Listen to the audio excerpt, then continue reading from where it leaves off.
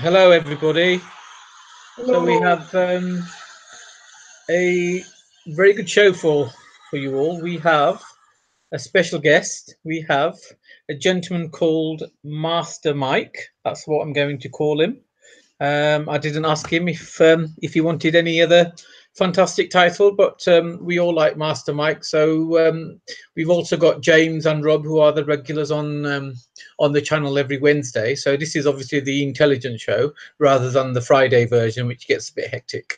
So today topic is common law, and we have, as I've promised before, and I know I've made a few promises and I've still to keep most of them. um, as I've promised before, we have a common law specialist on the show, and without me rambling on, I think I should ask Mike to come on and introduce himself. Thank you very much, Manny. Well, good evening, everyone. And yes, I go by the name of Mike. And it always makes me smile when I hear people talking about common law, because some of the folk who speak of common law really don't understand what it means.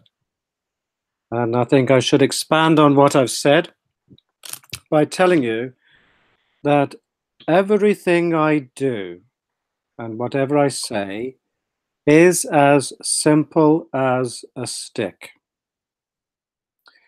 And for those people who choose to attack me or try to make some claim against people who come to me for rescue, I might sometimes describe myself as being the little thing that causes the most trouble. I'm rather like the pebble in your shoe. If you leave it there long enough, you could end up lame. I am the splinter in your finger, and if you do not remove it, it could turn septic. You may very well find your finger, hand, or arm amputated. I'm that tiny speck of dust in your eye, and you really need to remove it before you go blind. And perhaps in the worst case scenario, I'm like that little fishbone in your throat, which, if left unlodged, could kill you. Do you really want to mess with me? Now, I have said, and I've met with people who have more than 45 years experience as a litigant in person, and they know far more than I would ever want to know. And quite simply, I don't have time to spend tens of thousands of hours studying the legislation of the United Kingdom when I know I can overturn many cases with very small things. Manny. Right. Okay. Thank you for that. And unless you want to share any other history or any points on your CV, and obviously I know you personally, and I know your CV is extensive. Unless you want to share any points on your CV, we could perhaps I could just get the ball rolling and get to the basics while people start logging in and getting used to everything. We can perhaps discuss I don't know, something as trivial as speeding tickets, but I would allow you to set the tone, Mike, and that will give Rob and James a chance to get to the flow, and obviously they'll come in when they feel that they need to come in as well. So if you want to, unless you want to discuss anything of your career, you could perhaps touch on speeding tickets, parking fines, that type of thing, and then take it from there. Okay, that's very generous. Thank you, Manny. I have to say that all of this started for me in 2010 when I received one allegation of speeding too many. By a particular administrative process, I managed to hold them at bay for some 7 months. By the way, I'm based in Hertfordshire, and there was an allegation of speeding by Thames Valley Police, and the case was actually heard in Oxford Magistrates Court. Now, I'm not going to embark on a 100-mile round trip just to hear some old geezer say that's a fine of £300 or £200 and 3 points on your license. I believe on the day of the court hearing, I actually went out and earned far more than that. But despite all the phone calls, the letters, and the demands for payment, I elected not to pay the fine. It was in due course handed over to a third-party debt collector known as Marston's. And after being shown a completely different way of doing things, within 8 weeks, I actually managed to phone Marston's. I told the young woman something very special, and her immediate response was, "Thank you very much, sir. I'll close the account." She lied because she didn't. But the interesting thing is, within the same week, I also managed to cancel a credit card debt of some £4,000 using the information that these friends had shared with me. And this, I have to say, this was in May 2011. And because I'd had these two magnificent successes, stopping a third-party debt collector and cancelling a credit card debt, of course, I went out and told everybody, anyone who'd listen, and I got 4 responses. One was, "You can't do that," but you're supposed to pay. And what if everybody did that? And prove it. So in June and July 2011, I went out and I deliberately collected about 18 further speeding and parking tickets. What do you mean? You went up and down the motorway speeding? Well, no, not the motorways, but just during the normal course of business. I was at the time employed as a self-employed salesman working for a national will writing company, and I had appointments to go out and visit clients and take the instructions for writing their wills and selling them the other services that the company had to offer. And I worked in North and West London, and I went out and about, but I made sure that whenever I saw a speed trap camera, that I was exceeding the speed limit on that particular road. In fact, on one particular occasion, I drove up and down a road 3 times just to get 2 tickets on the same day. Anyway, in the course of 2 weeks, I had 18 speeding and parking tickets. In fact, I had 6 parking tickets from the London Borough of Harrow. I had a lot of fun with those because it was handed over to some third-party company called, I've forgotten the name of the company, but it doesn't matter. Some company based in Rickmansworth. And after 18 months, they gave up. They sent it back to Harrow. Harrow wrote to me laying claim to 4 tickets. So I phoned up the traffic department and said, "I believe you may be mistaken." I said, "Are you not interested in collecting the penalties for 6 parking tickets?" He said, "Oh, yes, you're quite right." I said, "Well, I'll tell you what, you send me a letter laying claim for these 6 penalty charges, and I'll make sure the account is settled." Of course, the standard claim is every letter they create and send out costs £25. So the phone call cost me a few pennies, the letter cost them £25, and when I received it, I filed it. And I never heard from them again. But in the 18 months following July 2011, I was engaged in more than about 44 separate cases, not just traffic offences, but there was any number of credit card debts, bank overdrafts, loans, a gym membership, several internet services that I had contracted to pay for and then decided to cancel. So there was something like 44 services, primary claimants, and a further 24 third-party debt collectors. And I managed to get rid of all 68 at no cost, apart from one. It actually involved the theft of a car from my property, but at the end of the day, I put that down to the cost of my education. And over the course of the last 6-7 years or so, I've been able to assist hundreds of people. From something as simple as a parking ticket or a speeding ticket, up to my favourite. She came to me as a bankrupt with a £1.6 million VAT penalty. And over the course of 3 years, from 2014 to 2017, we managed to have the bankruptcy set aside.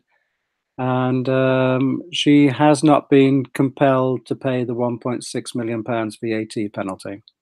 So you're saying that you've managed to help your client, if we could call a client, eradicate a £1.6 million HMRC tax bill.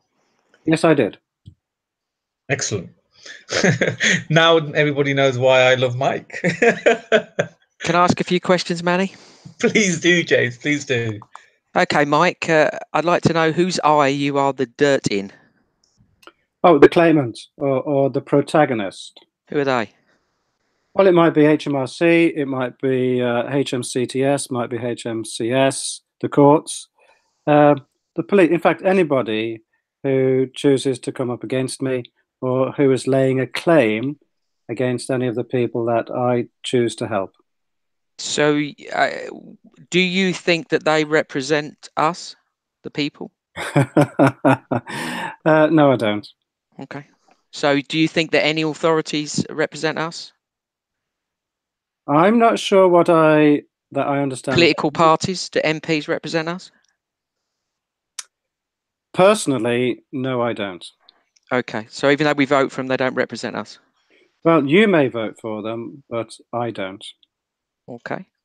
Just to give you a little bit of, just to expand on that a little bit, and just to make my position, or perhaps my perceived position, more clear. Having worked in these matters and having studied these matters for the last 8 years, I am now satisfied that I am outside of and not subject to UK legislation. I do not participate in any of the political processes of the United Kingdom, England, or Wales. And to all intents and purposes, I consider myself to be the sovereign nation state of Mike, and I answer to no human authority, and I answer to no man or woman except in matters of contract between us. So, you are, for all intents and purposes, an anarchist? Oh, absolutely. Okay. But as you've raised the word or the concept of the word anarchist, would you care to describe the etymology of the word? No, it's fine. I think most people know what we mean by that. Well, I'm not sure that I do. Well, you used it. You accepted it. Well, just for clarity. Okay, well, let's give you the OED definition of anarchist. Please do. Just bear with me a second. I've got a few more questions for you, obviously. That's okay. I'm happy to answer any questions. I've got a few, but on a different. I asked you for the etymology rather than the definition. Well, the etymology from the OED would be the publication history. Okay, thank you. Is that good enough? That's fine, thank you. Did you have more questions, James, or did you want Rob to come in? Yeah, No, look, I'll come back to the definition, and I'll just ask a couple of more questions. Well, obviously, the issue here is because we read about these chaps such as yourself all the time, and we read lots of information about how it's false. What you're doing is false. Okay, and we've got lots of, cases that are quoted where this has failed. So, what you said was all anecdotal evidence. We can't prove any of this right now. You're just making these claims. Okay. And when you said, for example, that you avoided or helped someone to avoid paying a huge 6.1 million penalty. 1.6 million. Oh, was it 1.6? I thought it was 6.1. I do apologise. So obviously, accountants and lawyers do this thing all the time. So what we're looking for is what makes what you're doing different. And specifically, we're looking for compelling evidence. In other words, we're looking at trial transcripts here or legal documents that you could send us that says I did win this fair and square, and I didn't do it by standard means. Would you accept that that's something that we, as people that are questioning you, would demand? That would be fair for us to demand that? Well, everybody has the right to ask whatever question that he or she feels he has the right to ask. Do you think you could provide us with that evidence? I believe I have documentary evidence to support what I've said about the £1.6 million claim, but I'm going to tell you something else. This is something I've said to many people, especially when I've run training courses to show people and to help people to duplicate what I have done. And it goes like this. I extend to all the courtesy that you may be, do, say, and believe whatever it is that you choose to be, do, say, and believe, to the same degree that you extend that same courtesy to me. But within my stance of self-determination, I also maintain the rights not to answer any questions should I so choose. Oh, of course, that goes without saying. But if you want to convince people on the panel or in the chat, then Okay. I'd advise you not to do that, because then no one's going to believe you, right? Okay, well, it was never my...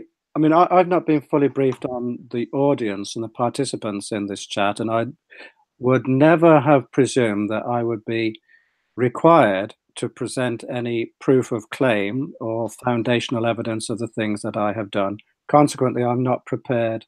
I don't have these things to hand. No, that's fine. No. What James is saying, not to the wider public, Mike. Far from it. But what James is saying, that if for example, if you and James were to sit down and discuss in detail, then he would require that information as proof that you have done what you claim you have done. Well, I can do something far... Well, I would do more than that. I would give it to an accountant, and I would give it to a lawyer, and they would confirm to me that this was above and beyond standard practice. Well, I would give them something far superior, which is testimonial letters from the persons against whom the claims had been made. Okay, well, I mean, I wouldn't find that acceptable. I'm sure Rob wouldn't either, but that's beside the point. So I'm going to give you your definition of anarchist. Your definition? I'm at the OED. Okay. Yeah. One who admits of no ruling power, an advocate or promoter of anarchy, one who upsets settled order. And there are 4 references, published references: 1678, 1832, 1862, and 1889, which I can put in the chat if you guys want to just see them. Okay. But I will look up anarchy as well, because I think I actually said anarchy, so I apologise. Okay, and again, you've given me the OED definition, whereas my question was about the etymology of the word.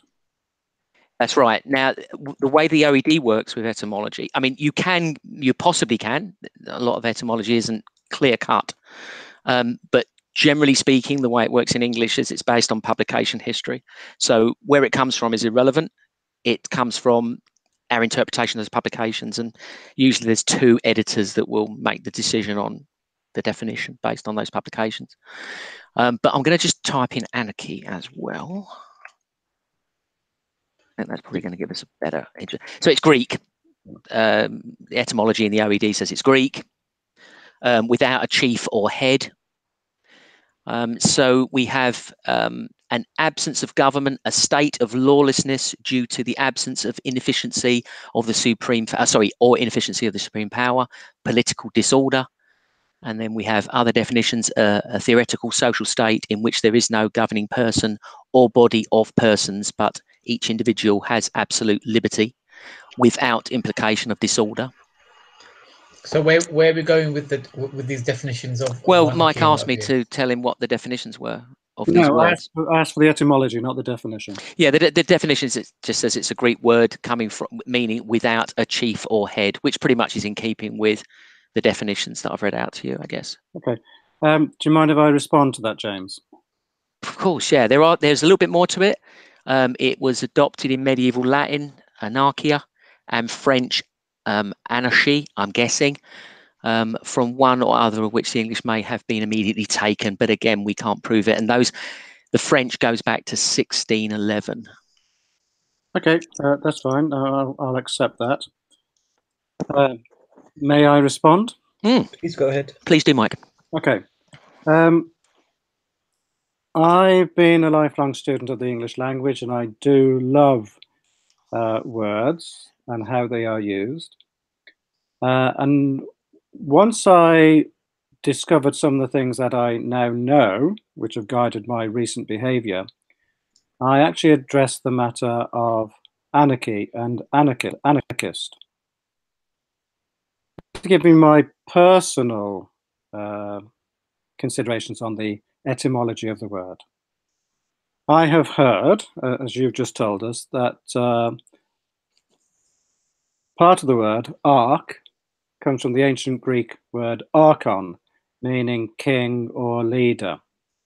When any word is prefixed with an, that quite simply negates whatever follows.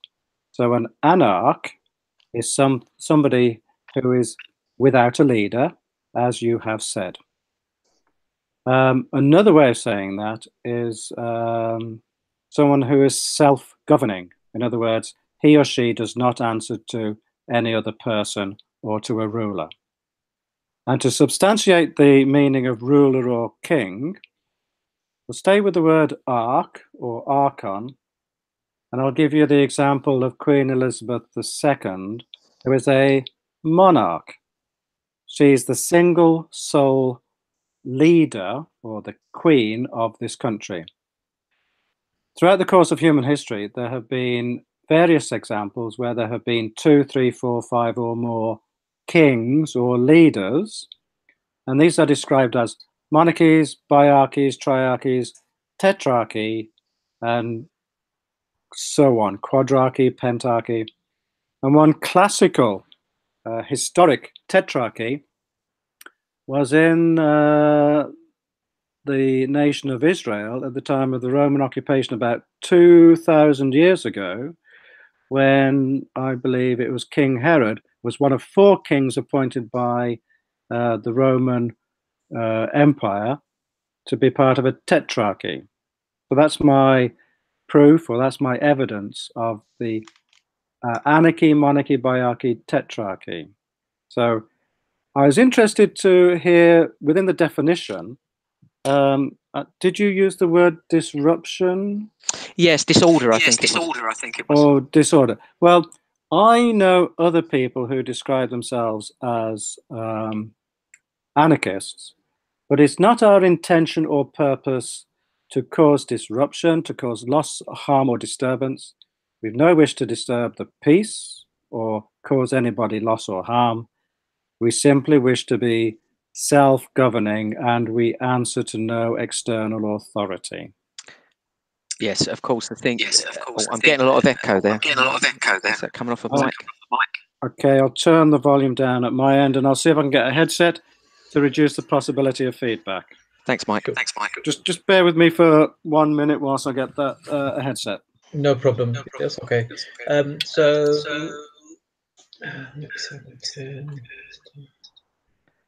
I've just muted Mike so that we can talk while he's sorting out his headset.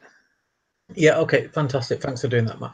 James, so shall we get Rob, once Mike comes back, shall we get Rob to come in and... I mean, James can finish that line. I wasn't certainly going to go down that line, so it's an interesting way James is going, and that's cool. I'm sort of interested in what he's done, and because he obviously mentioned certain things, and whether he'd like to share some of that live with us, or is that something that he sort of only does for people who go to his events, etc. And then we can sort of get more into the common law, because what he's talked about there is interesting, and I think we can certainly go down that route as well about being self-governing and not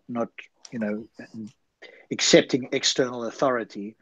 That is an interesting thing, but I'm certainly interested in his in what he's done, because it's been very vague at the moment. So I'd like to know a little bit more about that, and then we can also sort of question the morality in certain aspects, because in certain Exactly. aspects, I think that's where I'm going. aspects I agree. In others, maybe we'll have a disagreement. So that could be of interest, because I've had a parking ticket cancelled, but I didn't do it in the way that he did. I actually went to the adjudication in London. I took the evidence, etc., and I can tell that story. And then that was quite a time-consuming thing. A, because I'd been an enforcement officer, and B, it took some time to do. So I've perhaps got a story where I can share with people, if you get it, where you can do it when you can challenge it rather than let it go through the courts and have, but I am very much interested in to whatever degree he's prepared to share, especially with debt collection and that sort of stuff. Because I think one of the specialities that Mike has is things like debt collection. We're only touching like 5-10% of some of the things he's achieved. So yeah, you guys keep coming at the questions and the directions. I'm sure he'll be able to tell us that what he has and hasn't done. Yeah, so I'll leave it at this stage for James to finish sort of his line, and then we can.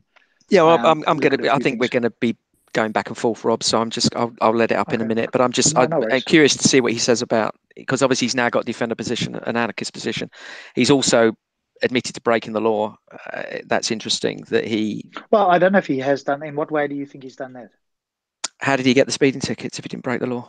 Oh, I see what you're saying. Okay, so he didn't break the law. Okay. He didn't just break the law. He deliberately illegal statute legislation, not the same as the law, is it? Well, he deliberately went out and sped. He deliberately got parking tickets. He didn't say deliberately. Well, how else did he do it? He did do that. Well, Mike is back on, so perhaps. Oh, hi, Mike. Perhaps Mike could answer that question. Okay, there's a phrase that I sometimes use either to rebut a claim, but in this case, I'm going to affirm what you have just said. Yeah. During the months of June and July 2011, I did knowingly, willingly, willfully, and deliberately go out and break the speed limit and deliberately collect parking tickets. So I'll put my hands up to that, and I will say, yes, I did. I assumed you had. I was fairly convinced that that's what you'd said. So thank you for confirming that. The theft of the car, Mike. Yes. I sort of took something from that, an implied thing there that it was taken by the state. Yes, it was. Yeah. Okay. Well, actually, third-party debt collectors who were aided and abetted in the theft by employees of the local police force. How were they able to do that with you being able to stop this kind of thing? The same way that they do anything, purely by brute force and force of numbers. I've said I'm a little guy. There have been occasions when I've been surrounded by as many as 4 cops, and when I have been surrounded by four of the tallest cops I've ever seen, there's not a lot I can do about it. Right, but what about pursuing it through legal means that you say that you have, sussed? Why didn't you just take them to court and get your car back? No. I prefer not to go to the circus, or the courts, as you might call it. If anything, I am anti-legal. I work outside of, and I am not part of the legislative process of this country. Okay, well, I want to come back to this anarchy thing, but I'm going to pass over to Rob, and then we'll look at the moral side of it a little bit later. Okay. Yeah, I think that's good. Thanks, Mike. You're welcome, James. I'm interested in sort of the methodology, because on one hand, as I was saying to the panel while you were getting your mic, I challenged the parking ticket, but I went through the procedure where you go into London and you challenge it with an adjudicator and so forth. But it took me some time and effort, and I had to get the evidence and so forth, which all good and well. And so on one hand, I sort of agree with you to a point. On another hand, obviously, then I think we might have a difference of opinion, which we could always obviously explore as we go through. But I'm interested because you talked about it. how you were helping people, and to what degree are you prepared to share any of that? Maybe not down to the minute detail, but more just to give us an oversight of how you do this, because obviously I think there's a difference perhaps between somebody who has done something unintentionally, and perhaps the councils, for example, are pushing the boundaries, which I think they often do, and then somebody who's deliberately doing something. So we can talk about that later, but I'm more interested in to whatever degree you're able to share the methodology that you go through, because I would obviously go through challenging it in whatever way, but you seem to wait until the debt collection, so you didn't challenge it in any other way until the debt collectors came along, and then in whatever way you had a methodology to deal with that. So that's the kind of thing I'm interested in. Okay, well, forgive me if what I've told you appeared to be so, but yes, I have, and I do challenge from the outset. Okay. There is a principle in English law, or even in contract law, that whatever the engagement, you need to respond within 3 days. I don't know if you've ever heard this before. No, I'm not that familiar. I mean, maybe James or Manny will be more familiar with that. Okay. Are you referring to the councils or the courts or whatever the case is, or to yourself, or both? Anybody. If anybody lays a claim at my door, or if anybody lays a claim at the feet of any of the people whom I have helped, it's generally considered good business practice to respond within 3 days. Now, this is something I've heard from many sources over the course of the last 6-8 years, but no one has ever been able to validate or tell me the source of this benchmark, if you like. Mm-hmm. However, during the course of my studies, I have learned that within the Bills of Exchange Act of 1882, there is a reference to responding to an action within 3 days. So I'll take that as my validation, or my point of reference for you must respond within 3 days. But it works on that's only just one side of the coin, because there is the long-standing principle that if you do not respond, they'll work on an assumption of your acquiescence by your silence. Mm-hmm. Yeah. Again, is this a phrase that you have heard before?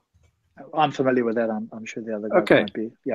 So if you choose not to respond, or if you're too scared or too ignorant to respond, I know many people who either left the letters unopened, or they've stuffed them in a drawer somewhere and they just haven't dealt with it.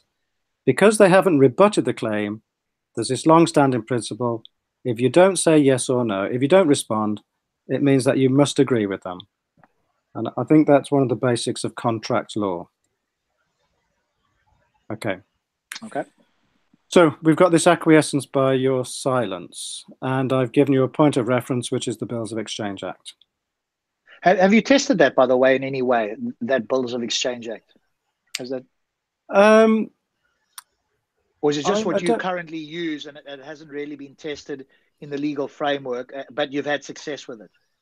Well, like I said, there's a great deal in the Bills of Exchange Act that I know and I have used in different cases, but all that comes to mind at the moment is this matter of a response within 3 days, to establish the principle that you must respond within 3 days.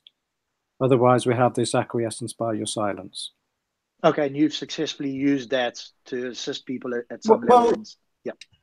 It's interesting you should use the phrase, I have successfully used that. I mean, to successfully use that simply means that when the letters come, I always advise the people I assist that you must respond within 3 days, because if you do not respond within 3 days, it means that you're agreeing to the claim that's made against you.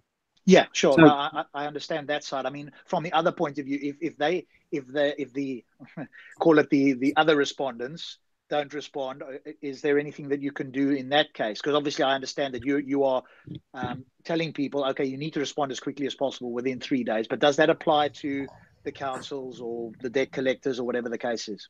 It applies to every single claim that might ever be laid against you. Now, I do actually have my own device to deal with this matter.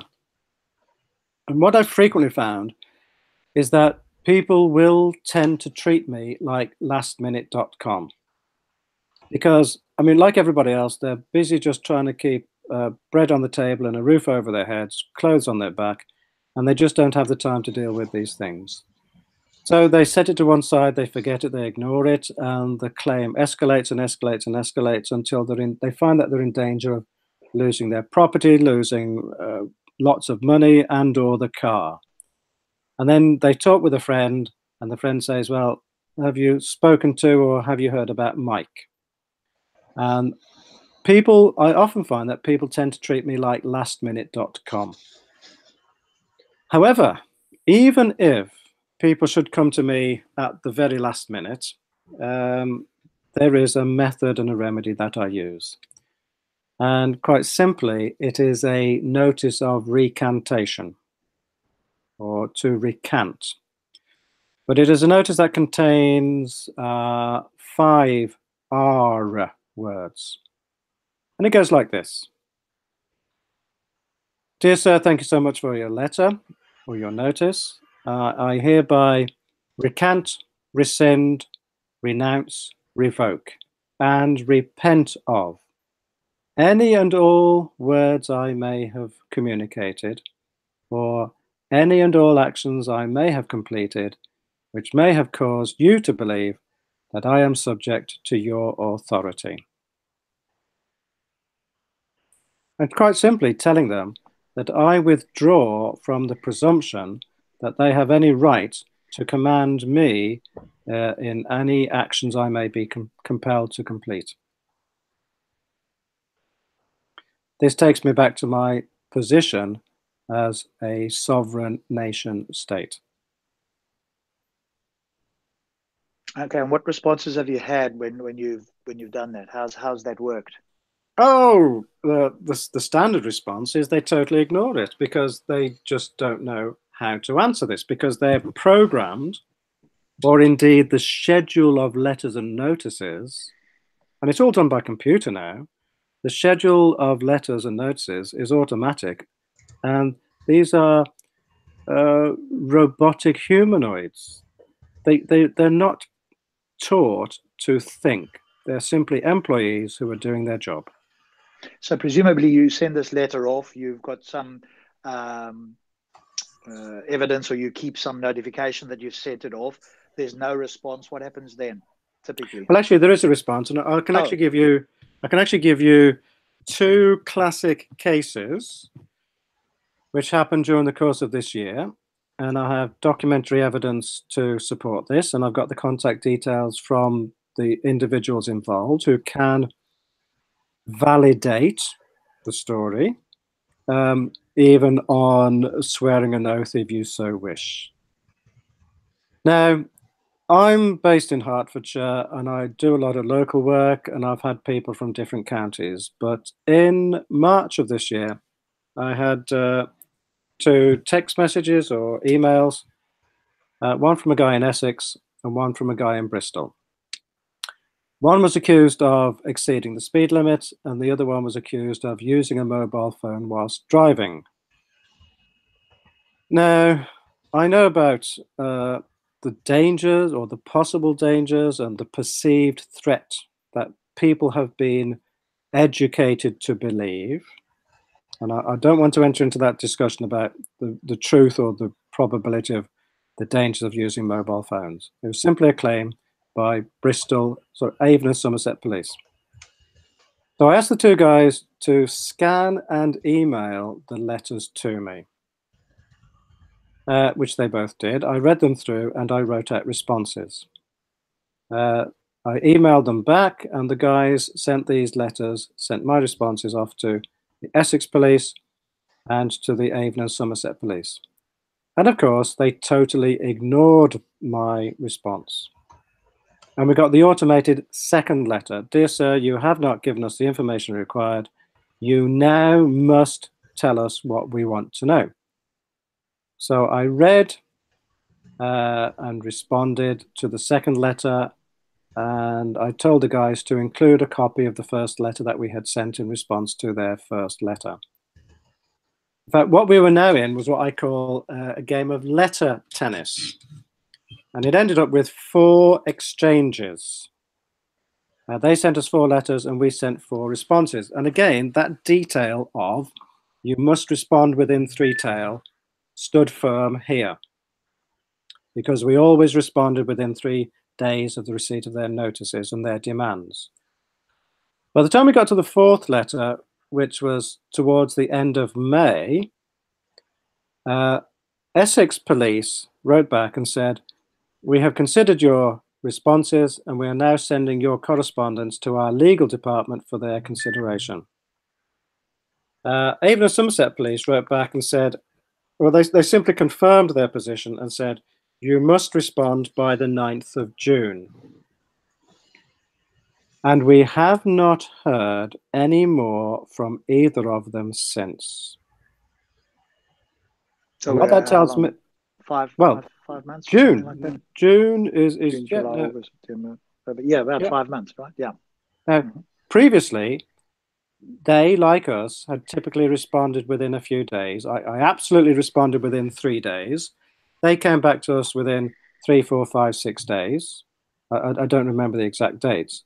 But they always wrote back to confirm and assert their position that these 2 guys must make a payment, must pay a penalty or a charge for the believed infringement of the rules.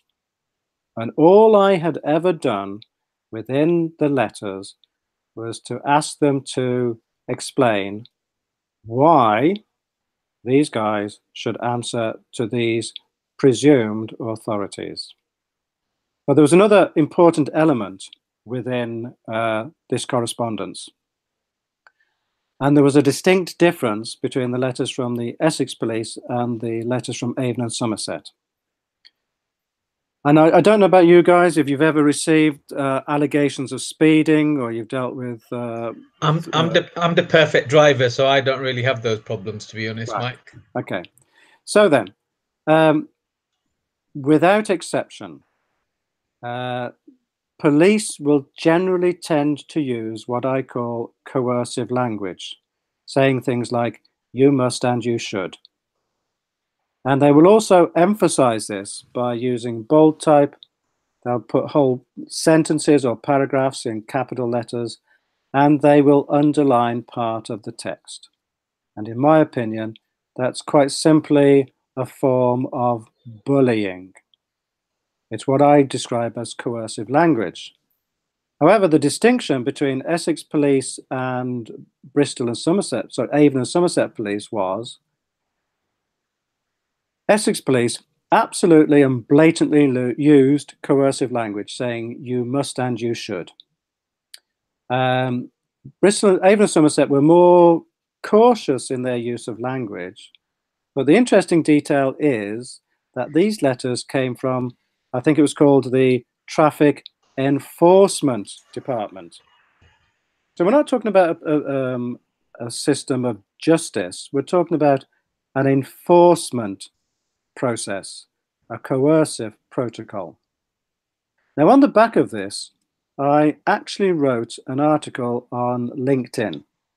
And I'll probably be able to give you a link to that, and you can read it at your own leisure. And I gave various examples of matters and occasions when I dealt with examples of coercion. But what I said to these people was, and I've proven this time and time and time again, both for myself and for the people that I work with. No one may be compelled to act against his will. And all I had done was to point this out to these 2 constabularies. Essex said, "We have sent your letters to our legal department for their consideration." So I wrote this letter for LinkedIn, and I thought, well, this is not good enough. I need some proof of claim. I need some form of validation to show that what I'm saying is true. Because I don't know about you, but I've heard stories where police have it's been brought to their attention that a crime has been committed. And because they want to get the numbers in the books, the police will go out to a local known scallywag and say, okay, John, we know you did it. All you got to do is confess and you'll have an easy time. And we've all heard reports of occasions where criminals have either been bullied or beaten, sometimes to the point of death, in order to extract a confession. And even where these criminals have told the courts that the only reason they confessed was to stop the police beating them because they were in fear of danger of their life, even though they told the courts this, they have still been found guilty of committing the crime which they did not. So I had to do some research. And I was surprised at just how quickly I found it, because within the Police and Criminal Evidence Act, and it's in section 76, subsection 2, it tells us that no magistrate may look upon material which has been, or any evidence which has been obtained by oppression. Is that clear enough? Yeah. Obviously, that's a clear statement. I guess the police and the suspect would have differing opinions on that. They would say they did not beat him, therefore his confession was without coercion. He will claim that it was coerced. Obviously, if there's a physical evidence that they've beaten him, that's one thing. If there isn't, it's their word against his. Presumably, they're aware of it, or if they're not going to admit to that. So, what happens in a case where there isn't physical evidence of coercion?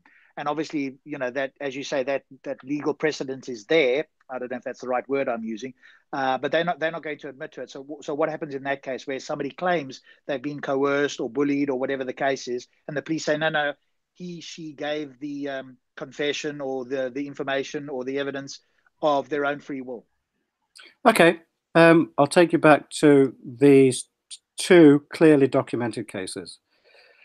The language of the correspondence was clearly and abundantly coercive, using terms such as you must and you should.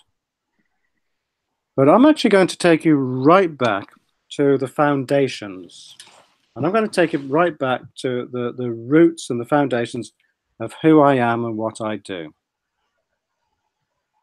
I should preface this by saying that I extend to all the courtesy that you may be, do, say, and believe whatever it is that you choose to be, do, say, and believe, to the same degree that you extend the same courtesy to me. Well, can we come back to that one? I'll definitely want to have a chat with you about that. So if we can have a mental note, we can come back and have a chat about that. But do carry on. Okay. Right then. I've been doing this for the best part of 8 years, nearly 8.5 years now. Mm-hmm. And I am satisfied that regardless of your or anybody's position in terms of faith, religion, beliefs, after all, we're in a multi-faith, national, international, multiracial society, and we actually have the Equality Act from 2011, where you may not discriminate against anybody on the basis of various considerations.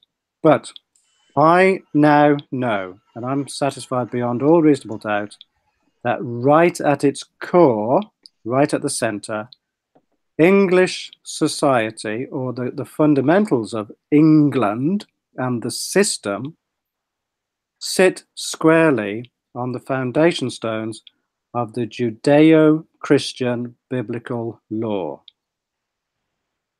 Is it not true that the Queen is the head of state and the head of the Church of England? Is it not true that every monarch for hundreds of years has been anointed with oil from olive oil from Israel? And is it not true that for as long as anyone can remember, all royal babies have been baptized in water from the River Jordan? This country, right at its core, is Christian. Now then, here's an interesting thing. And what I'm about to describe to you is the fundamentals of your absolute right to exercise free will, which is my position as an anarchist. Now then, I'm sure we've all heard the story of the creation, or the Christian creation, in the Garden of Eden. And God said to Adam, you can eat of any fruit of any of these trees with the exception of one, because if you eat of the fruit of that tree, you will most surely die. Adam only had one rule, one regulation. And the serpent came along and he said to Eve, why don't you? And she said, well, yes, okay. And she gave the fruit to her husband. And a little bit later in the day, God came along and said, what have you done? And the interesting thing is that they all started on the blame game. And Adam said, well, the woman that you gave me, she gave me the fruit to eat. God turned to Eve and said, well, what have you done? And she said, well, the serpent that you made told me to eat it. So everybody blamed everybody else. Fast forward, I don't know how many millennia, but we've all probably heard the story of the Exodus, of the Israelites coming out of Egypt and being taken into the promised land. The job of leading the nation of Israel actually fell to Moses, but he screwed up and he didn't get into the promised land, so he passed the baton on to his deputy, a guy called Joshua. And under God's directions, Joshua took the 12 tribes of Israel into a valley between two mountains. I used to know the names of these mountains, but I've forgotten because it's been so long since I last read this stuff. But one mountain was known as the mountain of blessings and the mountain of curses. And the instructions were, send the people of 6 tribes onto one mountain and send the people of the other 6 tribes on the other mountain. And have the elders from the tribe of priests, the Levites, stand in the valley. And the elders from the Levites will pronounce blessings upon the people of one mountain, and those people will pronounce those blessings back upon the priests. And have the elders of the priesthood pronounce curses upon the people on the second mountain, and those people will pronounce those curses back upon the elders of the tribe of Levite in the valley. Could I just jump in a little bit, Mike? Just so I know where you're going, because obviously I think most of us on the panel are somewhat familiar with it, not quite to that level for me personally, but we're somewhat familiar with the biblical stories. If you, just so that I can follow you in the story, where's that leading to? Well, you interrupted me right at the delivery of the punchline. Ah, my apologies. Okay, go ahead.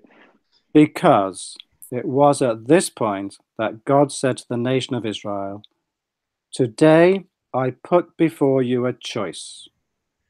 You can either follow my ordinances and keep my rules and do as I say, and if you do so, you will enjoy abundant blessings and your families will live for a long time and you'll be blessed a multiplicity of times. However, if you choose to go against my ordinances and rules, then you're going to lose everything. There will be famine, your children will die, and you'll suffer all sorts of penalties. But you see, in those 2 stories of Adam and Eve, and this giving of the rules to the nation of Israel, and remember I started by saying, it is my opinion that at its core, England is a Christian country. Right at the foundations of the nation of Israel, God expressed the element of free will. We all have absolute choice in the decisions we make and what we do. And I believe that there is no authority on earth which has the right to compel me to do anything against my own free will. That's who I am, and that's where I stand. We can definitely, I think James and I would definitely want to come back and chat about that particular view and aspect of it. But I think I'm going to sort of hand over to James and Manny, because I think obviously from here it's a case of let's chat about, or perhaps it's a case of let's chat about, how you've helped people and the moral implications of that. Because I'm in two minds on that. I think I agree with you to a certain degree, and I probably disagree in other aspects. But I think maybe hand over to the other guys, and I can chime in as you go along. I tell you what I do want to do, Mike. I just want to direct the presentation towards perhaps court cases. Okay. Now, obviously, we have a mixed bag of regular attendance here, and I'll be honest. Some people are very friendly, happy-go-lucky people, and the other people like to be in trouble with the law. So, obviously, there's going to be a mixed bag of what they want out of it. But what would be good is if you could, if you can, by examples, or if you can't, any other way, how the courts are dealt, what they can and can't do, and if you know of a case of where anybody was arrested and they went through the system, and how you were involved, if you have any of those type of examples. So that's one thing we want to discuss. Then perhaps this is to you and the panel. We've also got the Money Exchange Act promissory notes, if we want to go down there. There's also topics, if we do have time, about council tax and bailiffs. And I know there's a gentleman, Preston, wants to come on and ask you about mortgages. Manny, can I just jump in a second here? The problem is that Mike can give us anecdotal evidence of these cases, but the net is awash with cases in the opposite direction, where freemen of the land have lost their cases over and over again in Canada, in the UK, and in other countries. So all this anecdotal evidence, I mean, it's like, it can't be like a football match where we go, well, you've got a case, you won 1-0. We got a case, we won 1-1. It doesn't mean anything because it's anecdotal, unless we see trial transcripts and we have lawyers actually go through it and say, actually, no, this was a loophole in the law. This has got nothing to do with this. This is meaningless. It's not proving a thing, is it? Well, I can only tell you my stories from my point of view, and I've already said that so far as I'm concerned, the courts have no authority over me, and they will never acknowledge or admit that they have lost. So I don't have the facility. I know, but they only lose, Mike, if they actually lose. I mean, if people are winning cases against them, then I have to concede. If we've got loads and loads and loads of cases where we're winning them based on this thing that you are proposing that I'm not even sure what it is, it seems to stand outside the law or outside our understanding of the law. I'm not at all convinced, and I've only spent like a cursory glance on this, and it's just riddled with, lawyers coming back saying this is a joke. I mean, a lot of time has been wasted in the courts, and they're actually in Ireland. They're thinking about passing new laws to stop you guys wasting their time, because it actually drags the court cases out. By bringing in these obscure kind of maritime laws and obscure things in the Magna Carta that, have no bearing on the legal system these days. So unless we get to the meat and potatoes of what you're actually saying, the smoking gun, I don't understand how, we're not going to make any progress here. It's just going to be stories, which for me are fairy stories. Okay, so let me come. I'll just come in before you do, Mike. So the question really, or the obstacle we need to get over is James is looking for a detailed response from any authority, such as a court or HMRC or whatever, saying, fine, you've got a point, we're in the wrong, there you go, and here's a bit of compensation. Whereas Mike is saying that they will not ever give you that type of satisfaction or any type of literature. However, Mike can rebut anything that they do try to place upon you, such as, for example, a fine or any type of criminal right, sanction. but Manny, there are loads of cases online that we can go and read about where it actually says someone did exactly this and they got sent to prison. hold up. This we'll get to that. We'll get to that. Yeah. So that's you. I clarified what you wanted, and I was trying to clarify what Mike is saying, that they were never going to do that because they don't want to give the wider community the encouragement for example, knowing and telling others, including their friends and family, that this can be done. So what they do, they ignore it, right? So therefore, what Mike had said, that in the absence of such a testimony or admittance from the authority, he does have testimonials from those people that he has helped, confirming and stating, essentially an affidavit, stating that Master Mike has helped them do X, Y, and Z. Right, but a lawyer could have done the same thing, right? A lawyer could have looked for a loophole. So No, again, it it's has not to the same be thing. it has to be a smoking gun of something we are completely not understanding about the law. How are you able to overlook the facts that somebody is prepared to give a testimony that, for example, they were going to be charged £1.6 million by the tax authority, and along Yeah, dude, I've had it myself, man. I've been charged massive amounts of tax, and I just get an accountant and a lawyer, and I just get it massively reduced. Like, that's nothing new, right? Can you I mean, reduce it to is it zero? Rothschild had like paid 2% tax his entire life? These are things that we know. There's loopholes there specifically designed for this kind of thing. Can I reduce it to zero? No. I mean, it's possible in some circumstances. I did try to reduce it to zero once. It failed. But I did try. Yeah, I'm not saying you can't do it. It's possible. But the question is, how did you do it? And is it just within the framework of the loopholes of the law or accountancy, or is it something different? No, it's for the reasons that I have already clearly stated, which are.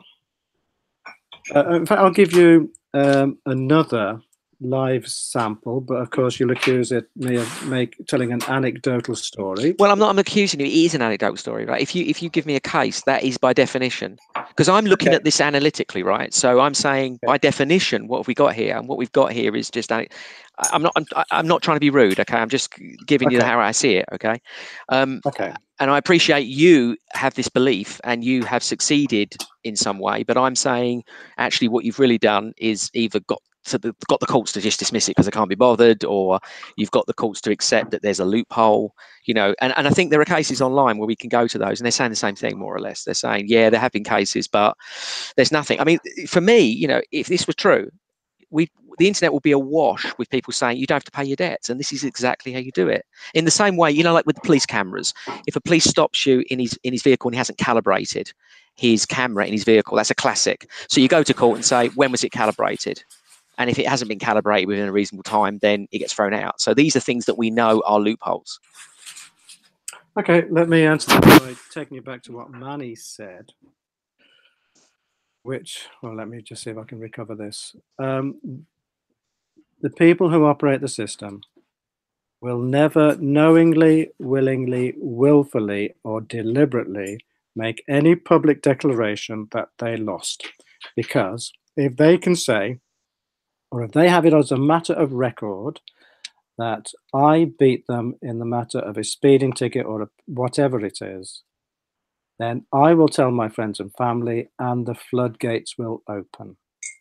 And they just cannot afford to do that. Now, it does happen that I do have a letter somewhere in the archives from a credit card company dating back to 2010, 2011, in which they actually write, we cannot get a court to issue an order to compel you to pay us.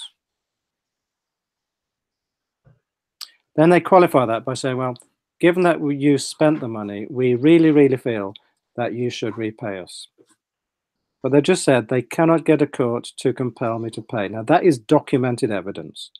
And that was one of 68 cases that I dealt with during 2010, 2011. And in all those 68 cases, there were only ever 2 which put their hands up and says, we cannot force you to pay. And the reality of the matter is the vast majority of people will never get the substantiated proof of claim that you are asking for. James? Well, look, there's loads of situations in the law. First of all, we don't know what they mean by these statements, right? We can't get a court. What is it? It's meaningless. It doesn't mean anything to me. It means everything to me. A credit card company said something, and they wrote you a letter, and they made a statement. It doesn't mean anything. It's just a credit card company statement. What does that mean? It doesn't mean anything. It is the absolute statement. They've actually put their hands up and said, "You won." Well, yeah, of course you won, but people win all the time. But and by fair means and foul. But that doesn't mean this is outside of the framework of the system that we're in, which is what you seem to be implying, that you've got something special on them. I mean, we're going to get more into the sort of free will and the anarchy in a little bit, I hope. Talk a little bit about that. But I'm just not seeing anything here at all that isn't above and beyond what we already see right now. I mean, we've all done this, right? We've all had situations where people have demanded money from us and we just kicked back and said, actually, we're not going to pay it. And eventually they just give up. And sometimes they don't give up. And sometimes they'll take you to court, or they'll threaten court, or you'll get a letter from a lawyer. So these are things that we see all the time. It doesn't mean they've lost. They're not admitting to anything within the law. You seem to be implying that they're admitting that there's some kind of smoking gun, admission, a loophole that is above and beyond those that we're already aware of. Well, if they're saying that they can't get a court order against you, then what else are they admitting that it doesn't stand within their own legal system? No. Well, but they're not actually, because you're reading it like that. If somebody says, if I said to you, I can't find a lawyer, that doesn't mean I can't find a lawyer. That just means I'm telling you I can't find a lawyer.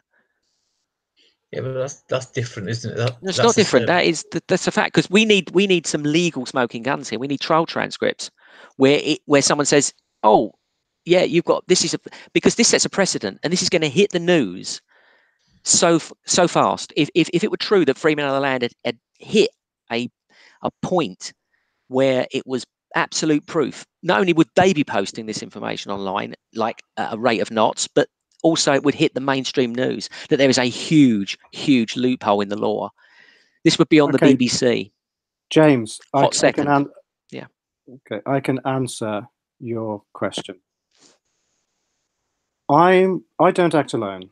In fact, I'm one of a community. I'm interested in your frequent use of the term free man on the land. I am not by any measure one of those who call themselves a free man on the land. As it is, on the 30th of November, I'm going into a book launch in the House of Commons by the creator and founder of the Free Men on the Land website. She actually published a book a few years back called Freedom is More Than Just a 7-Letter Word. And from the House of Commons, on the 30th of November, she's going to launch her second book, which is Anarchy is More Than Just a 7-Letter Word. However, what I want to visit here is this, the corruption of the courts. Now, one of the, this is by an author called Veronica Chapman. I don't know if you know of her. And she's done a lot of work over the course of the last 10, 15, 20 years with someone called Guy Taylor, who has died in the last year or two. And one thing that they are certain about is, right to its very core, the judicial system is corrupt. And I can give you 3 examples. And I would accept that. I also think it's corrupt. Okay, well, let me give you these 3 examples. Veronica Chapman and Guy Taylor were at a court hearing, I think it was in Gloucester, and they were in front of Judge Cadbury. And Judge Cadbury actually said, and this Veronica will tell you this, Judge Cadbury said, "I'm not qualified to deal with this matter because I don't know what it's all about." Nevertheless, he continued to sit and judge the matter, and he actually judged against Veronica Chapman and Guy Taylor, even though they had compelling evidence that what the people on the other side had done was wrong. There was another example where there was a guy whose name escapes me at the moment, Michael somebody or other, went into court simply to deliver some papers to the court. They refused to accept them. The whole position became very agitated. And Michael was assaulted by one of the security guards, but it turned out that it was Michael who was accused of assaulting the security guard. Now then, he knows that there was a video camera in that portion of the building which could have easily have captured the incident. Oh, but guess what? On that particular day and at that particular time, that particular camera was not working, right? And this was the matter of a whole set of trials and retrials and appeals and actions which went on for the best part of 2 years. When it suits them, the courts will hide evidence which will prove that they were in the wrong. And I'll give you one third and final example, which I was personally involved in. A dentist came to me with a tax bill of £100,000. And as it was, she actually took someone else along who was going to operated in the legal route. Remember, I said I am anti-legal. But this dentist chose to sit alongside the legal assistant. Now, it was a bankruptcy hearing, and the judge asked the dentist, what do you propose to put forward as your defense? And the dentist said, I've chosen not to pay income tax because I'm satisfied that the taxes that the government takes have been used for the prosecution of illegal wars in Afghanistan and Iraq. And that's why I'm not paying taxes. And the judge immediately said, if you go forward with that defense, then I will grant the petition for bankruptcy immediately and we'll be out of here in under 5 minutes. So, in essence, he had coerced or bullied the dentist to change her defense. And I won't take you through the alternative.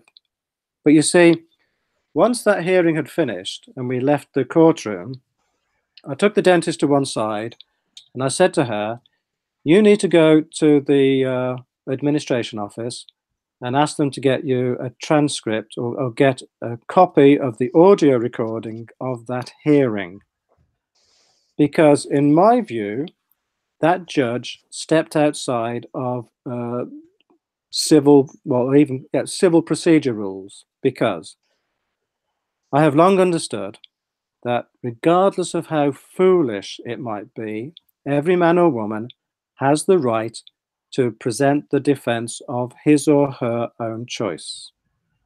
Now, that judge made the decision that he would not hear the defense that to pay tax is illegal because of the Labour government's decision to prosecute an illegal war.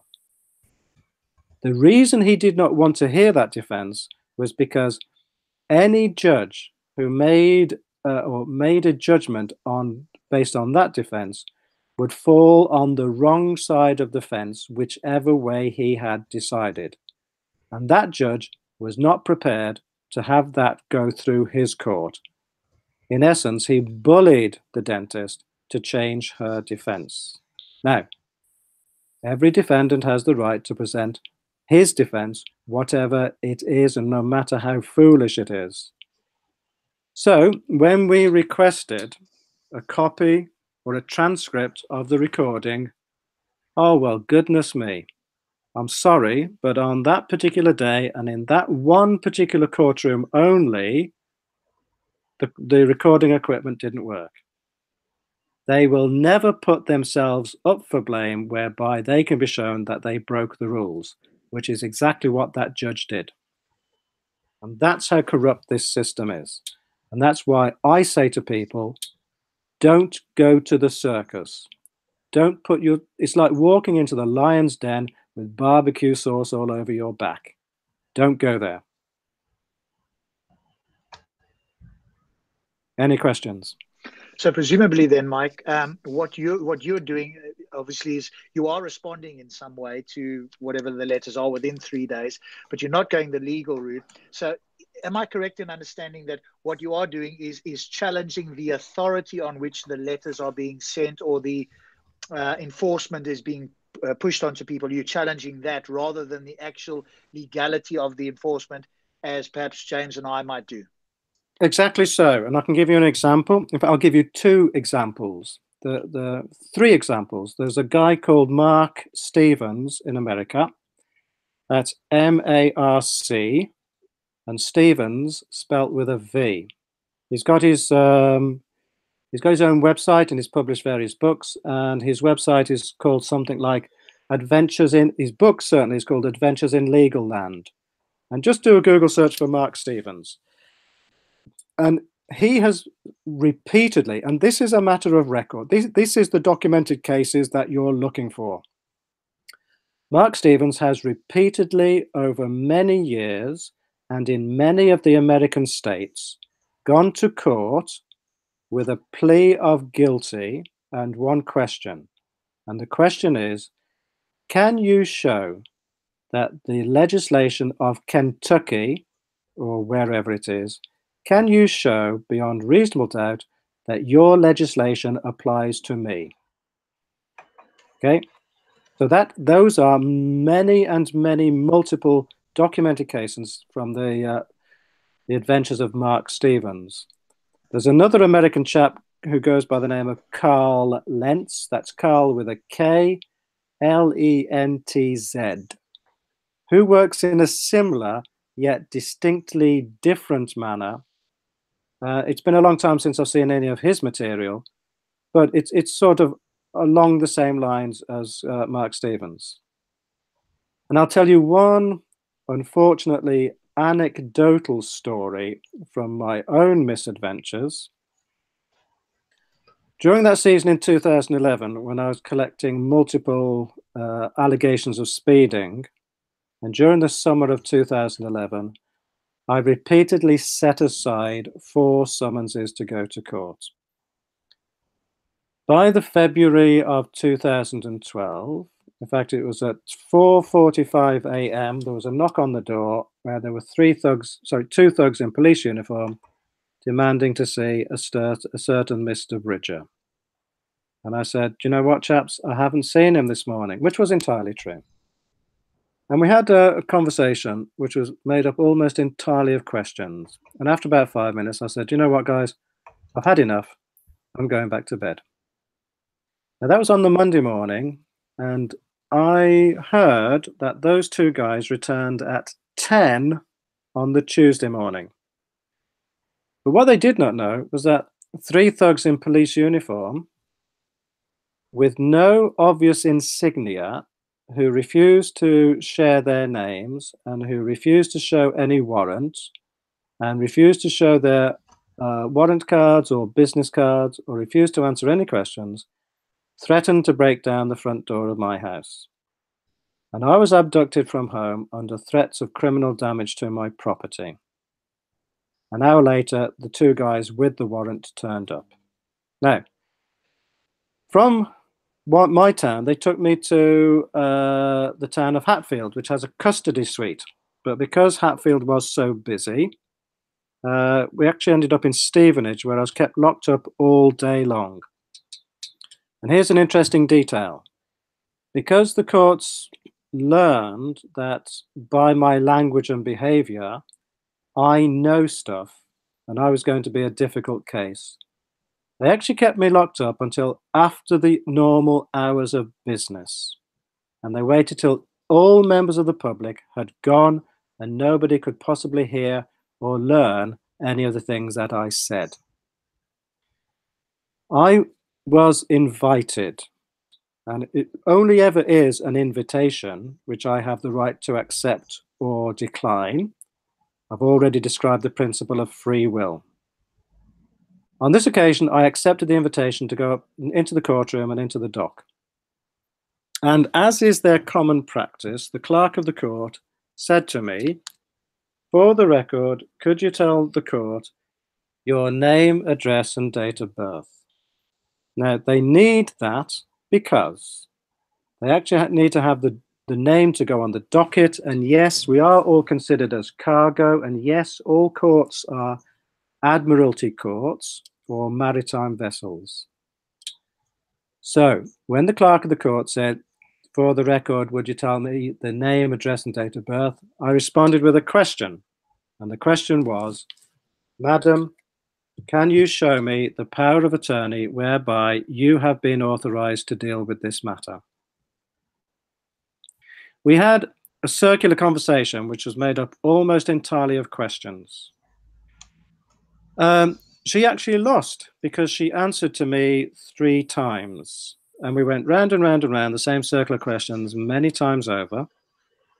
And I don't know after how long it was, but I got bored with the whole thing. So I simply folded my arms and turned my back on her. And then I decided to sit down. And it was at this point that the bailiff, who was with me, started tugging on my sleeve. And she said, stand up, stand up, stand up. You've got to stand up. So from my seated position, I looked up at this tall woman and I said, Barbara, sweetheart, I said, what you have just done amounts to common assault, which means you could find yourself spending the night in one of the cells downstairs. However, should you choose to continue to assault me, then your choice becomes, would you rather spend the night in the hospital bed or in the mortuary, or would you like to go and stand in that corner over there? And Barbara, I really don't mind which choice you make. Both she and I knew of the case of the farmer Tony Martin, and I don't believe I need to go into details there, but he was a man who, after years of being assaulted and robbed and having everything stolen from him, took a shotgun out to some guys who were stealing from him yet again. But his case set a precedent, which means we all have the absolute right to self-defense. Now, as it turns out, the clerk of the court was never going to win this case, and she'd actually lost control of the courtroom because I'd chosen not to continue with the conversation. Well, one of the magistrates eventually woke up and he said, take him downstairs, we'll hear the case in his absence. And it was heard. And a little while later, I returned to learn that the court had handed out fines of nearly £4,000. And at the suggestion of the clerk, because I really had rubbed her nose in it and she really had lost everything, the magistrate offered alternatives of 3 months in prison or seizure of the car, which was to be sold at auction. And of course, if it didn't realize the £4,000, then bailiffs would return, enforcement agents would return repeatedly with added costs on every visit until the house was stripped. Now then, I went home. Oh, by the way, I compelled them to pay for my journey home back from Stevenage. Eventually, the letters arrived demanding payment of the fines. I went to my office. Sorry, quick question. How did you compel them? Did they pay, or how did you compel them to pay for your journey? Well, it's very simple. I've been abducted from home by some local cops who'd taken me to a different county. So I said to the magistrate, I was abducted from home. Would you like to call the local police and have them transport me back to my home address? And he said no, because they were in a different county. He said, go to the bailiff's court and I'll issue you a warrant to travel at public expense. So from Stevenage, I caught the train down to King's Cross, over to Euston, and I caught the train back up into Hertfordshire. So I travelled at public expense.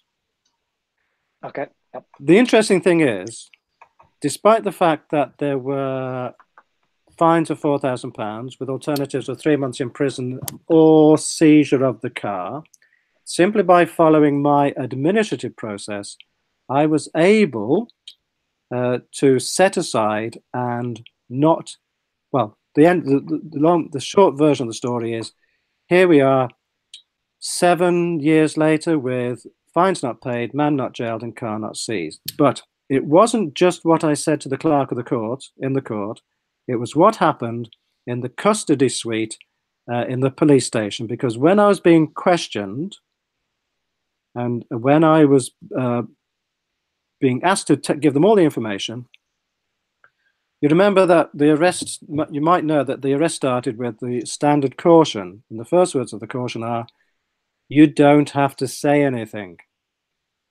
So when I was being questioned by some spotty-faced youth at the reception desk, after 3 or 4 questions, I said to him, "I'll tell you what, son, I'm not going to answer any questions, but I'll give you my permission to fill out that form any way you like." And again, I simply folded my arms and turned my back on him. And after the guy got to question 6, 7, or 8, I mean, it was years ago, I can't remember now, one of the cops became rather agitated. And he said, "Why are you being so difficult?" He said, "Why don't you answer any of these questions?" So I looked at him and I said, "Well, forgive me if I'm wrong, but I believe that when your colleague cautioned me, the first words of the caution are, 'You don't have to say anything.' Are you now telling me that I do have to answer these questions? And if that is the case, does that mean that your colleague lied to me? And if what she said is true, are you now lying to me now? And if I don't know which one of you is telling me the truth, how do I know whether I can trust either one of you?" And I asked him a very important question. I said, "Can I trust you?" Now, that's important because when things become a matter of trust, then whoever offers his trust becomes the trustee and becomes liable for the claims upon the estate. But that's a matter for perhaps another evening. But here's another important detail. When the boy, before you finish that point, Mike, I just I know this is your first time onto this panel, so I don't want to overwhelm you because you have an open invitation to come back whenever you want. But we do have we have 2 more potential panel members who want to come on. There's one Preston who's just as polite as Rob and James, but we do also have a rather fiery character who we lovingly calls Steve, who seems to believe that disputing tax issues is rather, how can we say, naughty. So if you're feeling up for it, I could invite them on. I believe the term, Manny, is immoral. Immoral. Okay, fair enough. Okay. So if you're feeling up for it, we can invite them on. If you want to leave it for next time, then that's also up to you as well. Well, again, Manny, I was interrupted just before the punchline. I apologize.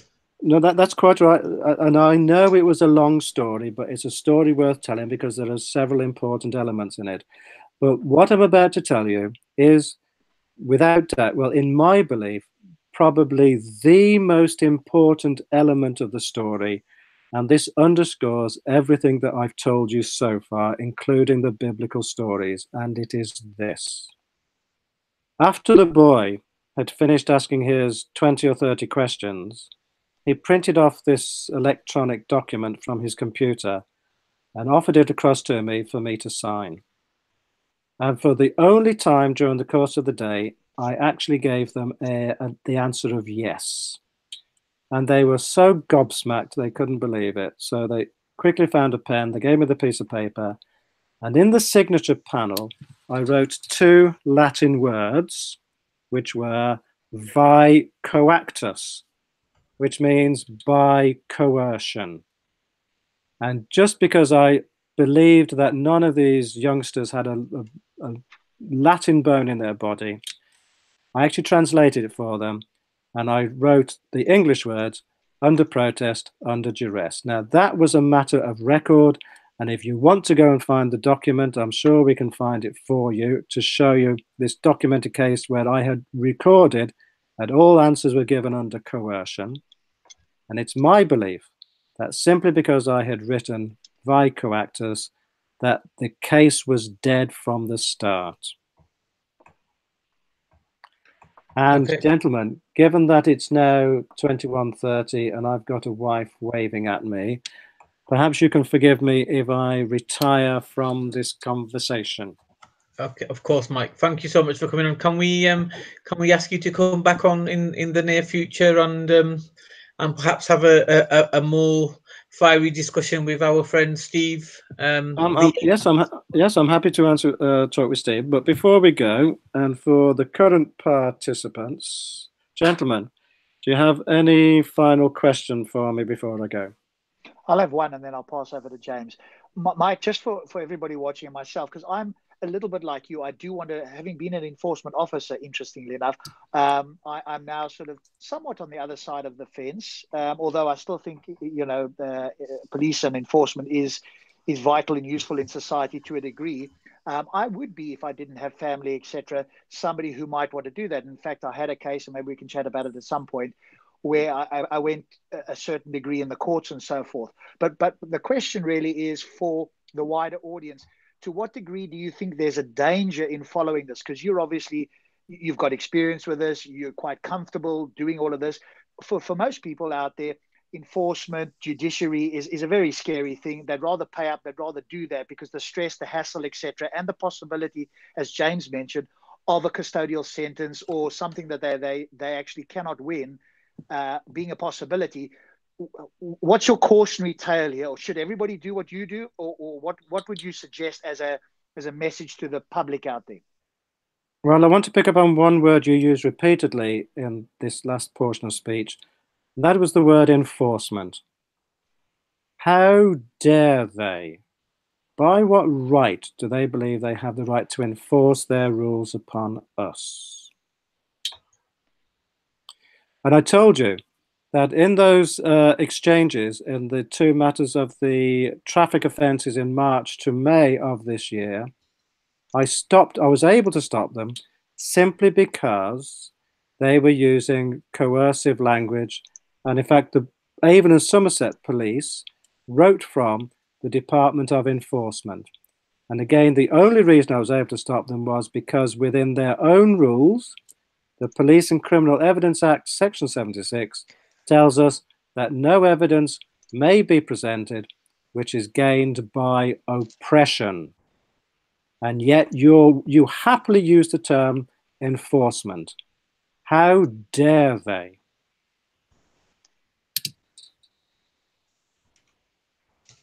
I've got a final question. Yes, please, James. You've espoused an anarchic position, and I get that, and I guess I think I understand the answer you're going to give me. You are basically saying, are you not, that someone who doesn't like what the government are doing does not have to pay their tax? Is that your position? Absolutely. Right. And by the way, no, I'll rephrase. Thank you for being honest about that. Well, no, I'm actually going to rephrase that, because you said they don't have to pay their tax. What makes you believe that the taxes are mine? What makes you believe that I have any liability or responsibility to contribute to such a system? Well, like I said, I knew you would give that answer because you are an anarchist, right? So you're going to give that answer. So that's fine. Okay. I mean, you've answered honestly, and I accept that. Okay. I'm actually going to give one more biblical example, if I may. And I've actually heard this from the pulpits of churches. You know that me and Rob are anarchists. You know that, right? I did not know. Sorry, not anarchists, atheists. I meant to say. I've got anarchy on the brain. I do apologise, Rob.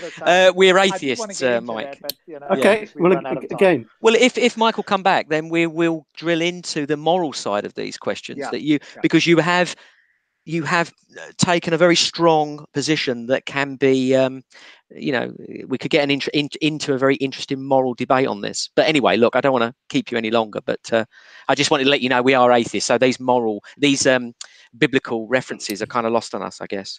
Well, okay. I did say at the beginning that I extend to all the courtesy that you can do and say what you believe. But my belief, my understanding is that regardless of what any citizens of this country does or says, right at its very core, the English system, from the crown to the seats of government, are based on the Judeo-Christian faith. And you're in it whether you like it or not.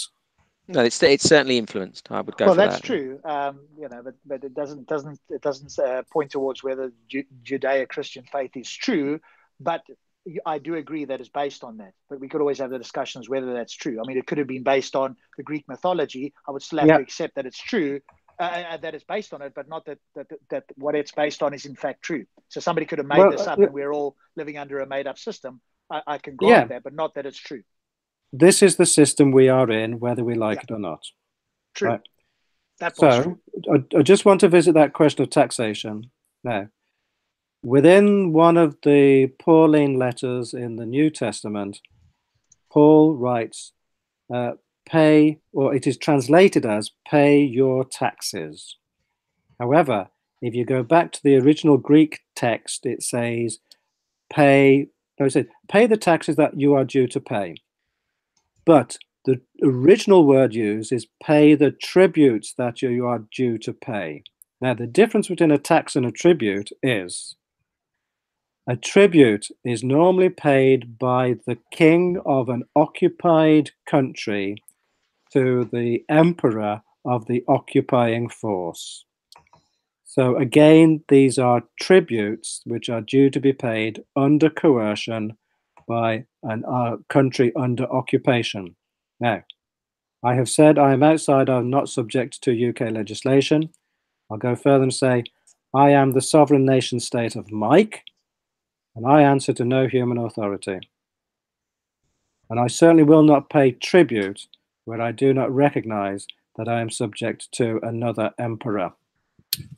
There was a famous punk band back in the day called Crass, and their motto was, I accept no authority but mine own. And it's very similar to what you are espousing. Absolutely. But gentlemen, I tried to say goodnight a few minutes ago. I'm going to say goodnight now and wish you well for the future, continuing conversation. And I look forward to our next visit. Thanks, Mike. You've been a good sport. Put up with us. Mike. Put up with our hounding. Well done. Thank you, Mike. Thanks, guys. Been great fun. Bye-bye. Good night. Take care, Mike. Bye. Manny, do you want to bring on the other two gentlemen and we can sort of continue the discussion? Because I think there might be some disagreement between us. Maybe there might not be. Or do you want to end it now? Steve has been a naughty boy with some of his comments, but I'm going to bring him on because generally I do like Steve, as we know. So let me bring him. I think Steve's great as well. I have to say, he laughed at the word abducted, but he also read out Tommy Robinson's thing, and Tommy Robinson used exactly the same phrase. I've been abducted by the state. Yeah, I mean, he's in a bad mood. He's not playing nicely today, Steve. He likes to heckle. Let him come on and heckle us. Anyway, you want to bring Preston in as well, or? Yeah, I'm going to get Preston on as well. I obviously wasn't able to get Preston's question out there, but these guys can ask their questions next time. I mean, Rob, you were very quiet there, buddy. Yes, I was listening with I was listening intently to this because to some degree I have sympathy, not so much, and I'd need to look into it a lot more. Not so much with challenging the authority, because I think that part for me, and I think you and I would probably be in agreement there.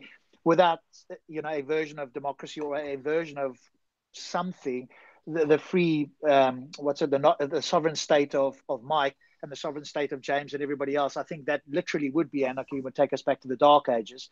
So and maybe hopefully you agree, maybe you don't, and so forth, we can chat. But I was more interested in the technique, because I have challenged things, but I've done it in a legal way. Now I would be, if I weren't married and I was prepared to go through perhaps the hassle and stress that Mike has, I would be somebody that would want to challenge this, because I want to know what the boundaries of the law is, and I want to do it legally, not illegally. Yeah. But if you'd have every right to do so, and I'd support you doing it. Yeah, and if in fact what he's got there is some, as you say, smoking gun, then I want to know about that, because either the law needs to change, or more of us need to do that. Now, I would say that with a caveat, though, that we need to do it responsibly, and that's a challenge, because like we talked about before, that could be subjective. Now, I have challenged things where I've found where I've a couple of occasions, not once or twice, but not a lot, where I've fallen quote unquote foul of a parking restriction, or in fact somebody else was speeding in my vehicle, and so I have challenged those, but I thought that they were wrong. There was issues there. It wasn't like I did this on purpose, I got caught, and I went, okay, I'm going to try and find a way out of this, quote unquote, immorally. Yeah, I mean, to me, Rob, I think fighting a speeding fine and all the rest of it, that's completely different. I mean, Mike's position was he's an anarchist. He doesn't think you should pay tax if you don't want to. These were all the bigger issues that are troublesome. Well, I guess what we could do, it would be fascinating for Mike, because a lot of these things, are what's the term? It's like theoretical. I mean, it would be fascinating for the entire United Kingdom, and in fact, Mike and some of his cohorts, to be offered a section of land, an and island, for them to try and do this where it's fenced off. They can only be in that area and see how well this works. I.e., they don't pay tax. They're the sovereign person of each other, and they all believe this sort of thing. And maybe they would show us that this is the new nirvana. I have huge doubts that would be the case, and especially as you multiply the population up and you bring in people with all kinds of different values and so forth. So I think it's a yeah, I mean, like a paradise type nirvana. Yeah, but I mean, the joke of it is, I mean, there's one argument that says that the system is corrupt and it needs changing, which I would support. There are facets of the system, like, for example, proportional representation. These are the sorts of things we could argue. But to say blanket, I don't want to pay. If I don't want to pay tax, I don't pay tax, and I'm an anarchist, and but of course I'm calling the police, right? As soon as there's a problem, I'm going to call the police. Come and help. Come and bail me out. I did notice when he was in court and this lady touched him or whatever the case is, he was then going to claim common assault, and obviously then he would require some kind of a system for that. So I think we didn't have time, and of course that stuck in my mind when I heard that, and so I was of course interested in how the apparent contradiction might be dealt with, because if you're going to claim common assault, and then of course he mentioned that he might knock her out, and then the next bailiff who's bigger than him will knock him out, and where does that leave us? Is that how we want a society? It was a bag of contradictions, and there was a morality issues there, and there was and also there was no smoking gun. It was all anecdotal, and he was reluctant to provide evidence. Well, I think he might well provide evidence for people who have gone through this, but I think the majority of people, and that's why I asked the question, I didn't get an answer, unfortunately, to what degree should the public even consider doing this, given, the majority of people are, want to get on with their lives. And this sort of thing is not something that you just do and forget about. It will, in some sense, to whatever degree, haunt you a little bit. So it's almost like there's a responsibility for Mike. He can give all of these, and we never got to how many of these have he done that have failed, or like you've looked on the internet, how many of these cases has not worked out, and what have been the severe consequences of going that route? There are many, Rob. There are many. Well, there you go. But it could be, and it could be that there's these corrupt, or people that are really ignorant of certain aspects of the law, and I would also agree that there may be some corruption in the legal system and so forth. Sure. And that sort of stuff. But I think there's also a danger of propagating this and suggesting that lots of people should do this, even with his anecdotal evidence. I would be cautious of that without having, like you've quite rightly said, and the opposite side of the fence. Go, okay, now I've got Mike's view with his evidence, and I've got, let's say, legal view with that evidence, and now I can weigh this up and make a decision on this. Hello, Preston. Oh, sorry, I thought I was muted. I was stretching. Preston, you were actually stretching, and we could hear it all. Were you pushing weights or something, buddy? Was that stretching? I since it was the Wednesday show, I didn't want to make sexual comments, but yeah. It's a very interesting comment, and Manny, I would definitely like to have him back, and maybe in future, Manny, if you can get him on for like a 3-hour stint, because I think an hour and a half goes so quickly that we barely have time to get one issue, and maybe also if we can jump in every so often, because I think while it's interesting, I think some of the responses take quite a while, and I'm in my mind going, okay, what's the outcome here? What's the end point? So that I can follow the story. Otherwise, it feels like there's a lot of talking about, God speaking and all that sort of stuff, and we're not getting to a bigger point. He could have said that literally in 30 seconds. Yeah, I never got a punchline, and he, as far as I was concerned, he never landed on any of those points. What his view was. The reason I was very gentle with him is because it's his first time on, and you got to remember, guys, that we are seasoned pros, so to speak, at this type of thing. And, speak for yourself, Manny. No, we are. Whether we want to admit it or not, we do these things a lot, and also there's Discord and all these other systems that you guys use. So what we can do without thinking, for anybody else coming in, it's going to be a bit more tricky. So that was really, allow him to be his warm up. But having said that, I thought he handled it very, very well, considering. He wasn't, he didn't receive a barrage of questions, but I think it was a good warm up for him, and I think next time he will be ready to go.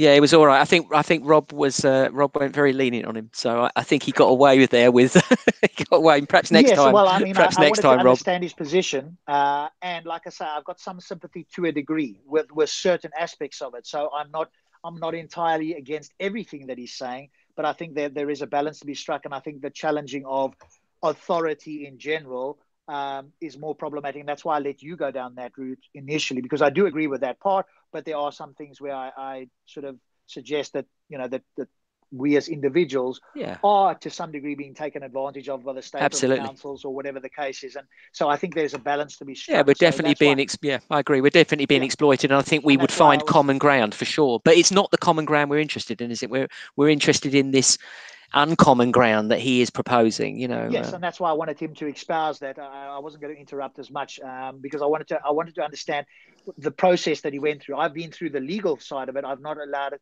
Well, I have allowed one to go to what do you call a debt collection, and you know that has been dealt with. But I wanted to understand that process as well and how he went through that, and we sort of got a very high level view of that. We didn't really get into any of the details there, and I would be interested in that, and I would be especially interested where it was a moral case that I could go, yes, I'm with the person, the claimant in this case. If it was somebody that just did something, didn't want to pay it back, and was being hard ass and trying to get Mike to help them in that sense, I'd have less sympathy. But if it was somebody that you know had a genuine, you know, potentially moral case, then I'd be interested in how that went, because I'm sure there's people out there that have been in that situation. I think that's where Mike's assistance could be, and it could be in inverted commas useful. Preston's been waiting. Preston, did you want to come in? Did you have any issues with? No, I didn't have any issues with him. I was just going to ask him stuff. I mean, I was fascinated by his use of the English language vocabulary, which is incredibly important when you are dealing with the law. And I know this from experience with my dealing with HMRC, how I was given advice by someone to use a particular sentence, and how when I provided that sentence to the HMRC, they just backed off and they didn't demand money from me. And I found it fascinating throughout this whole show. When he spoke, he was very specific in the dialogue that he used, the language, the vocabulary. Even when James challenged him about stuff, he said, "What etymology do you mean?" And he kept challenging the words. And I wanted to ask him, how did he know those words and the vocabulary? Because he then gave examples when he was in court, how he used certain words, certain sentences, which changed things for his benefit. And I was going to find out where did he get this? Because I've been doing some research on this, and there was a guy I was going to ask him about called John Harris. Does anyone here know who John Harris was? Yes, I know him well. Yep. And of course, he committed suicide a while ago. But Harris said things like, for instance, he claimed that the reason we are taught to spell in school is because words cast spells, presumably magical legal ones, and that if we fail to perform this is why we get expelled. The word church, according to him, comes from the word coerce, thus revealing the true nature of religion, which is what this guy was talking about, Christianity, Judeo-Christianism. And he goes on to say, absolutely anything beginning with the syllable con must be a con, especially the words contract, control, constitutional.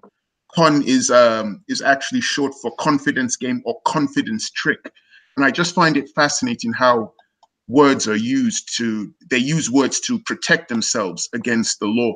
And it works. And you can even see it if you're a layman. If a policeman tries to arrest you, he gives you a sentence saying, you are under arrest. Anything you say or do will be used in evidence against you. And there's a whole barrage of other words. And it's just the power of these words. And when you string them in a sentence, it can actually work for your benefit. Like when he gave the example of when he wrote down the Latin word and it translated into English, it meant under protest, under duress. And this benefited him. I was just going to ask him where he learned those words. If there's somewhere where someone can get a book to learn them and use them for your protection. He claimed it benefited him. Yeah. He didn't show evidence it actually did. Preston, but he does teach people. He does do courses. I don't know if he still does because he's got a business on the side as well. But he's very generous when it comes to a lot of material. I have known him for a few years now, so when he comes on next and you're on the show, do remind yourself to ask him. I'm sure he'll and give out as much information as he can. Brilliant. Because I mean, I do have my own experience from when I got into problems with the HMRC, and they were demanding a lot of money, and I was dealing with them on and off for months, and then I finally contacted someone, and that person emailed me a sentence, and I then put that sentence in my email and I sent it off to the HMRC, and then after a couple of weeks I got a call from someone from HMRC, and the phone call was kind of cryptic. The way the guy was asking me questions: are you saying you don't want to pay the tax? And then I hadn't really realized the power of that sentence. So I was still trying to negotiate. Well, at the moment, I'm having problems and I've got blah, blah, blah and all this. And he goes, but do you mean you will be able to pay in the future? I'm just trying to understand the email. Or are you saying you can't pay? And then I thought about it. And then I just took a chance and I said, I can't pay. I won't pay. And the guy said, okay. And that was it. And I didn't have to pay the large amount of money. And it was because of that sentence that I was given.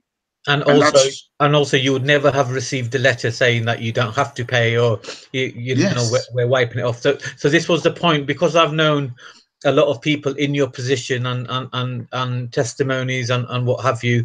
I understand where Mike's coming from, because the ultimate evidence that someone like James and Rob would need is that letter, is that confirmation. And with James Moore, he would need that. It can't be done through a legal route, i.e. through accountants and what have you. But I kind of Manny is a legal route.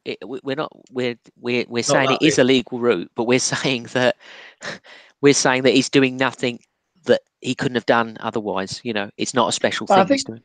Maybe, and Steve has joined us, and so he might be, from what you were saying, Manny, in the comments, even more on the side of James. So it's probably at this stage, it seems like it's you and Preston. On Mike's side, I'm somewhere in the middle, and then it's James more towards the opposite side, and then possibly Steve right on the very, very opposite side. Possibly, I'm just guessing at the moment as I hear people speak. But maybe we can, if you want to, discuss the moral implication of paying tax. There is no moral. There is no morality. There is no morality. Tax was created by the powers that be to extort money from the people. It's that simple. On that note, let's bring Steve in, because Steve has a strong opinion about this. Give us roads. It's not to extort. It's not theft. It's to give us hospitals. It's to give us doctors. It's to give us roads. It's to give us to help us pay for nuclear weapons to destroy the world through Trident. And do you know what proportion of our total tax pay goes on Social Security? No, tell me how far much. The biggest proportion goes on Social Security.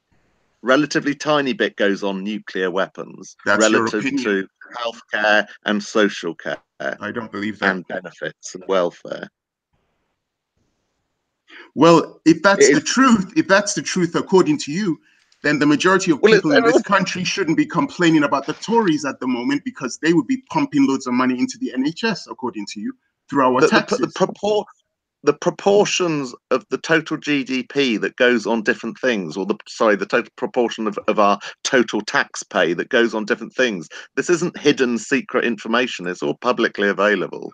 Well, then the people of Britain shouldn't be complaining at the moment about the way the public services is working, because according to what you're saying, a significant amount of money from our taxes that we're paying has been going through this system. So we're all just but it's how it's managed. It's not about the funds. People are managed about the process. It's how it's managed, and maybe how much as well. Just because I'm saying a huge proportion goes on it, who's to say that's not enough? I mean, it's a huge proportion, and it's an increasing proportion. But let's ask the main question. Do we agree that tax should be paid in order for the state and the country to be able to be run? Or if we want free education for the vast majority of the population, if we want free firemen to come and put out our house fires, if we want free police to come and help us when our house has been burgled, if our wife has been raped, then of course we have to pay tax. Surely I can't believe we're debating whether we need any public services whatsoever, because that's what you're saying. By debating whether we pay tax or not, you're debating whether we have public services or not. Because believe me, you can't have public services without paying tax. Is that not obvious? Is that not obvious to everyone on the panel? Well, perhaps Preston or Manny might disagree. I'm not sure. I personally think. I mean, I'll be quick in my answer. I personally think that how and where the tax are generally used is not correct. I agree with Preston. I don't like wars. I don't like separate wars. point, though. It's whether we pay tax, and then you could always debate whether it's being used correctly, and everybody will have their own opinion on that. But the whole concept of I don't like the way the government is spending some of my tax on something because I don't agree with that. So therefore, I'm going to use these legalese to avoid paying tax is completely immoral and ridiculous. A lot of tax, not some. We can't pick and choose, can we? Whether we pay around 7%. I just checked it, 7%. On defence. Yeah. That's the totality. Does that include Facebook and Google? Are they paying that amount? No, I'm saying that the government spends of its total expenditure. It spends spends around 7.5% on. And who gave you that piece of information? I just looked it up online. That's what I mean. It's all publicly available. It's 49.9 billion. But this is publicly available data. But I mean, obviously, if you want me to go to an official, I mean, this is slightly older data, so we need to come forward a little bit. This is about 3 years old, but we can go forward if you want. If you think it's going to be higher, it might be, but it ain't going to rise by that much. No, I just want to know who gave you that information. Well, this comes from a BBC report, but I can, we don't. BBC. Yeah, but we don't have to do that. We can go. This is a fact check for the BBC, but what we can do is go directly to the Home Office statistics and find out what he spent. But I'm just throwing it out there because I think Steve's right. If you don't accept that, we'll have to get some better data. We'll have to get some government published data off of government sites. James, why would you believe the BBC or the Home Office? Because this is publicly available data. We can't believe any information the state gives us. Is that what is it too much to ask that a human being should actually question where they're getting their source of information from? No, you could, Preston, and I've agreed that it doesn't come directly from the government, so I'd have to get direct government figures. If you want me to be, me and Steve would probably agree it's probably accurate, but if you feel it's not, we could drill into that. And I said it's a little old, the data, 3 years old, so we need to get some more accurate data. It wouldn't take that long to get the data. No, but Preston, if they give you the data from the government website, would you accept that as accurate information? I would take it with a pinch of salt. Well, how on earth are you going to accept any data then? Well, this is funny. This is funny coming from you, Rob, considering when you debate religious people, the way I'm behaving now is exactly the way you and James would behave when you're talking to religious people and they are 100% sure about their religious belief. The way I'm questioning things is exactly the way both of you question. No, I agree. I agree with Preston. He can question this, but of course he can. It's the best data we've got, isn't it, Preston? We can't. Yes, but I'm not questioning that, Preston. You misunderstand me. I'm not questioning that you should question things. Absolutely, I agree with that. But if we get the official source of this, is that sufficient for you with a number? So if James or Steve went and they got you or they gave you the link and you could see the exact breakdown of expenditure on various services that the country did, would you go, okay, I accept that breakdown is in fact the official source? No, I would get a second opinion. What second opinion can you get? Basically, it's like when I host my Hangouts and I present information relating to cases, I don't just base it on one news article. I go to different articles. Preston, I go to different sources, different people. We're not talking about news articles, Preston. Okay. We're saying if he went to the government site, you're suggesting that you still wouldn't accept that. You'd want a second opinion. What second opinion can you get other than the government website or the official numbers? If I was talking in regards to government stuff, I'm sure there are people who are consultants, whether it's people who work as consultants for the government, who actually know where you can get more accurate information. Than the government website? Yes, than the government website. Did it occur to you that maybe the government might be putting out information for their own benefit? It's not necessarily for your benefit. Preston, anything's possible, but exactly. So I would take it. No, I'm saying I would take that information, but I wouldn't stop at it. I would then go looking elsewhere to see if I could get something that could. It's audited. It's all audited. It's independently audited. Yeah, Steve's right. It's independently audited. So you could go to the audit office. Which is that wonderfully big auditing company that does all the main audits, and then years later we found out that they were corrupt. What they called? What's that? What's the big auditing company, accounts company called? James, you'll know. KPMG. KPMG. Well done, Steve. Okay, so Manny and Preston, can you give us, so for the rest of us, because I'm also skeptical about things, can you give us what would be acceptable? What is it that you would go, okay, I accept these numbers as the official expenditure of this government, so that we could all agree on it? What would, because I would accept what would come from the government website, or if I got hold of the Home Office or whatever the government department is, and I got the statistics, and you're saying that's not enough, fair enough. What would you accept as enough so that the rest of us could also do that? It's interesting. JK just left a message saying, isn't it PwC, PricewaterhouseCoopers? So that's an interesting thing. The reason I mentioned that is you've mentioned something that the government would do officially. I would then go looking for private organizations that actually do this and try and get the information from them. And then I would look at their data. Why would you trust them though? No, what I'm saying is I would look at their data and I would look at the government's data, and then I would come to an equilibrium between both. And how do you come to that? What methodology are you using now to come to? If they disagree, how are you now making a decision between the third party and the government? What is your decision-making mechanism? Because the decision-making mechanism straight away is that obviously someone's telling porky pies here. Because I'm not just looking at, I'm looking at one from the government, then I'm looking at a couple of other stuff from private companies who are not necessarily beholden to the government. And then I'm looking at all the information that I have in front of me, and then I'm trying to come to a decision there. I'm not just going to take, sorry? Is it possible that these third parties also have, if you are potentially insinuating, which is fine if you are, that maybe the government has a particular reason to not give us the accurate figures, would you agree that third parties would also have the same, they would have the same motivation to do something? They may be on the right, they might be on the left, they might be beholden to somebody, so they may be fudging the figures as well. So my question is, how do we establish this? Which are the objective figures, if not the government? And if you're going to accept, if you're going to use the same standard with the government, which they could be fudging the figures in some way, then surely you would use the same standard with quote unquote third parties as well. Yep. This is why I said right at the start of this thing, I mentioned the term take the information with a pinch of salt. Because at the end of the day, when I've done the research, I'm then going to have to take a risk in what I believe. But I always have that belief system that unless I am the one working within a department that specializes in collecting that data, I will never have 100% direct information. I will always, nobody's asking for that. Yeah, because nobody's asking for 100% though. We want reliable information. Oh, okay. Well, I want 100%, which is what I will never get. You've got an impossible bar then. So for the rest of us, how do we establish a reliable source of information? What I don't know. That's something you guys would have to decide. I know what process I would go through and how I would then guess.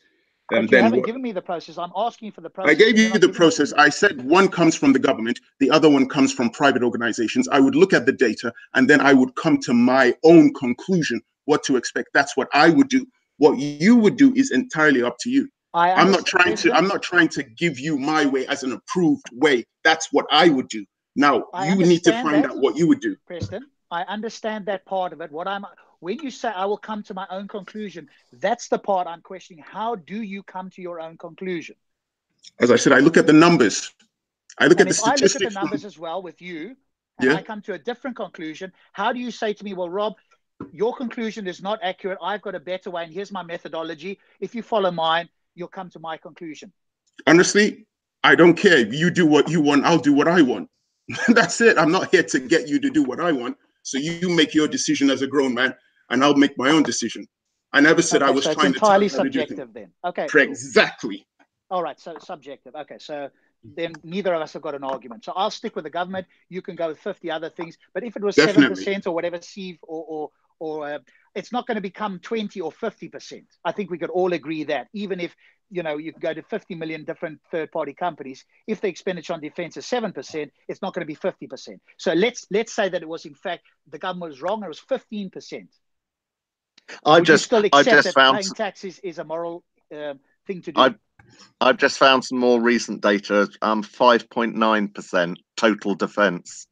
There you go. So it's gone down. Which gone down. Let's err on the side of being much higher because we want to give Preston the benefit of the doubt. So let's say it's 10 or 12%. Yeah, let's say it's double. Would he still accept that paying tax is a way to run the system? Whether they're spending it correctly is a different story. But paying tax, and if you accept that I'll be generous to use 12%. Are you prepared to pay tax? Well, I'm paying tax now, so obviously I'm paying tax right now. I mean, in principle.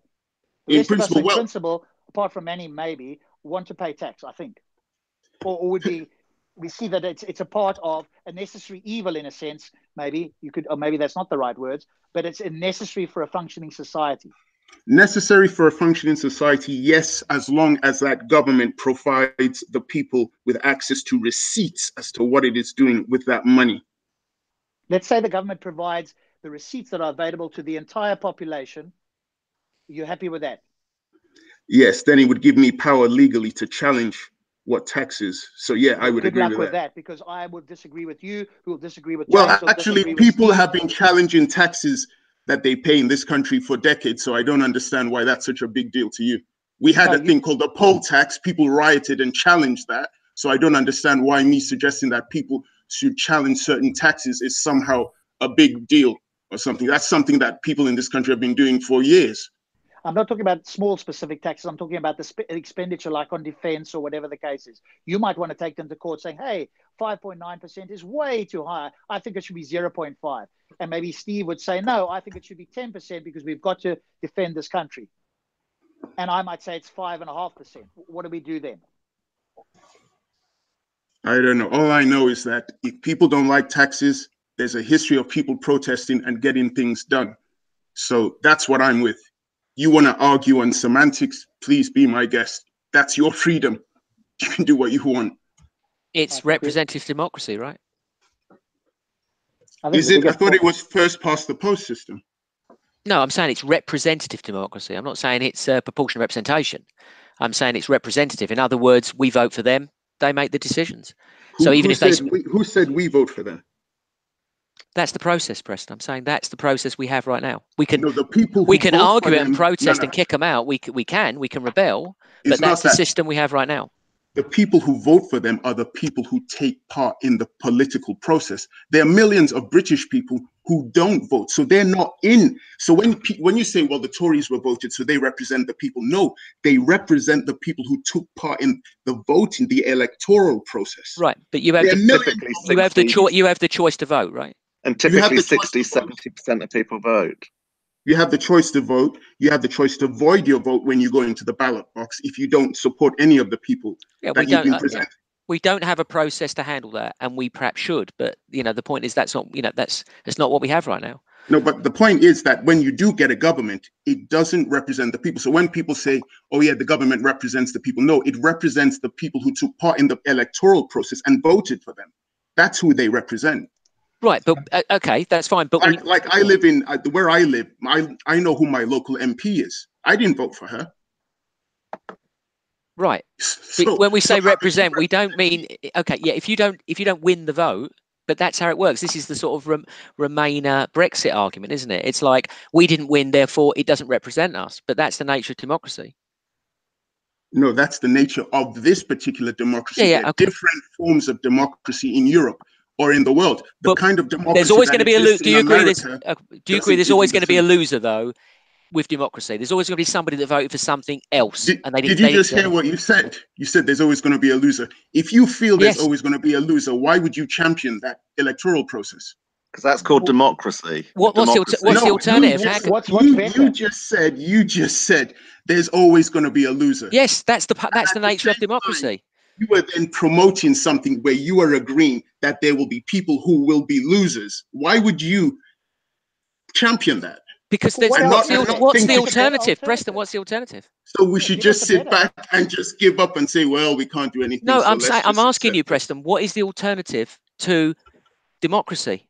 Well, you mentioned part of it a while ago. You were talking about proportional representation. Yeah, but that's democracy. It's still a different type of democracy. Still going to have losers. Still going to have losers. No, but I said that was one thing you mentioned. We could then try and refine it, retune it. We don't necessarily have to accept what we've got and say, oh, well, nothing else can be done, so let's just accept this. Nobody's saying that, though. Nobody's saying that, though. Well, now, maybe when Jane said the word loser, maybe I'll rephrase for me, there'll always be people who will disagree. So if it was, let's spend 2% on defense, and somebody says, or half the population says 5%, there will always be people who will disagree. Would you agree with that, Preston? Okay, I meant to be clear. I meant lose. To be clear, I meant lose the vote. Okay, I can't disagree. I can't disagree with what you said, Rob. That's not what I'm arguing against. So what you've said, I don't dispute that. I don't disagree with that. In fact, I agree with that. I'm not arguing with what you've said, Rob. But is that what you were saying, James? What Rob has just said? Is that what you were saying? Yes, he's just phrased another way. I'm saying when you lose the vote. Now, what other system is there? Because people are going to disagree. So there's going to be someone who doesn't want it done that way. That's something different. That's not what I thought you were saying. That's not what I thought you were saying, which is why I said what I did. Okay. Well, I mean, there is no other system which gives people a fair crack at the whip. I was talking about people who were not being represented by those in power. Yeah, well, that happens to me all the time, right? The people I vote for rarely get in, so that happens. But to me I was constantly. talking about those who were so disillusioned that they did not even take part in the process, and we're not talking about a few thousand people. We're talking millions here. Yeah, I mean, look, when we say that, we clearly have two different meanings when we say represent. If we're saying, when I'm talking about it from the democratic process, I'm saying that's what it is. That's what we call it. But if you're saying to me, do the people in power represent the people? Now that's a grey thing. We can argue that. Do they really represent the people? I'm not so sure. Do they represent the interest of big business? Yes, they do. So yeah, we could argue that, and I'd agree with you. But in terms then we're in agreement. But it's just semantics. When I say they represent the people, I say that's the definition of what they are doing, right? Whether they're doing it or not, it's another matter. I misunderstood. No, that's cool. That's cool. But even I mean, unless you could find a system where there's 99% representation of the voters, which I don't think is possible in our societies anywhere on the earth, there'll always be, as James has said, disillusionment, if you want to use that term, with people. Even if we could improve this system, there's still going to be disillusionment. So I guess what you're saying, Preston, is that maybe we could find a slightly better, or maybe marginally, or even more than slightly better version of democracy. I guess what we're suggesting is we don't have a system other than democracy that's better at this stage. But I think we should get back to the main point, Rob, which is does someone have the right to not pay their tax because they disagree with some aspect of government spending? Because that's what Mike was putting forward to the panel. He said, he confirmed it to me. He said that's what he believes in. Now, do the panel agree with that? But I don't think I'm not sure he said that specifically. No, he did. I asked him directly at the end, Rob. We can go back over it. He specifically said, Manny, do you want to back me up on this?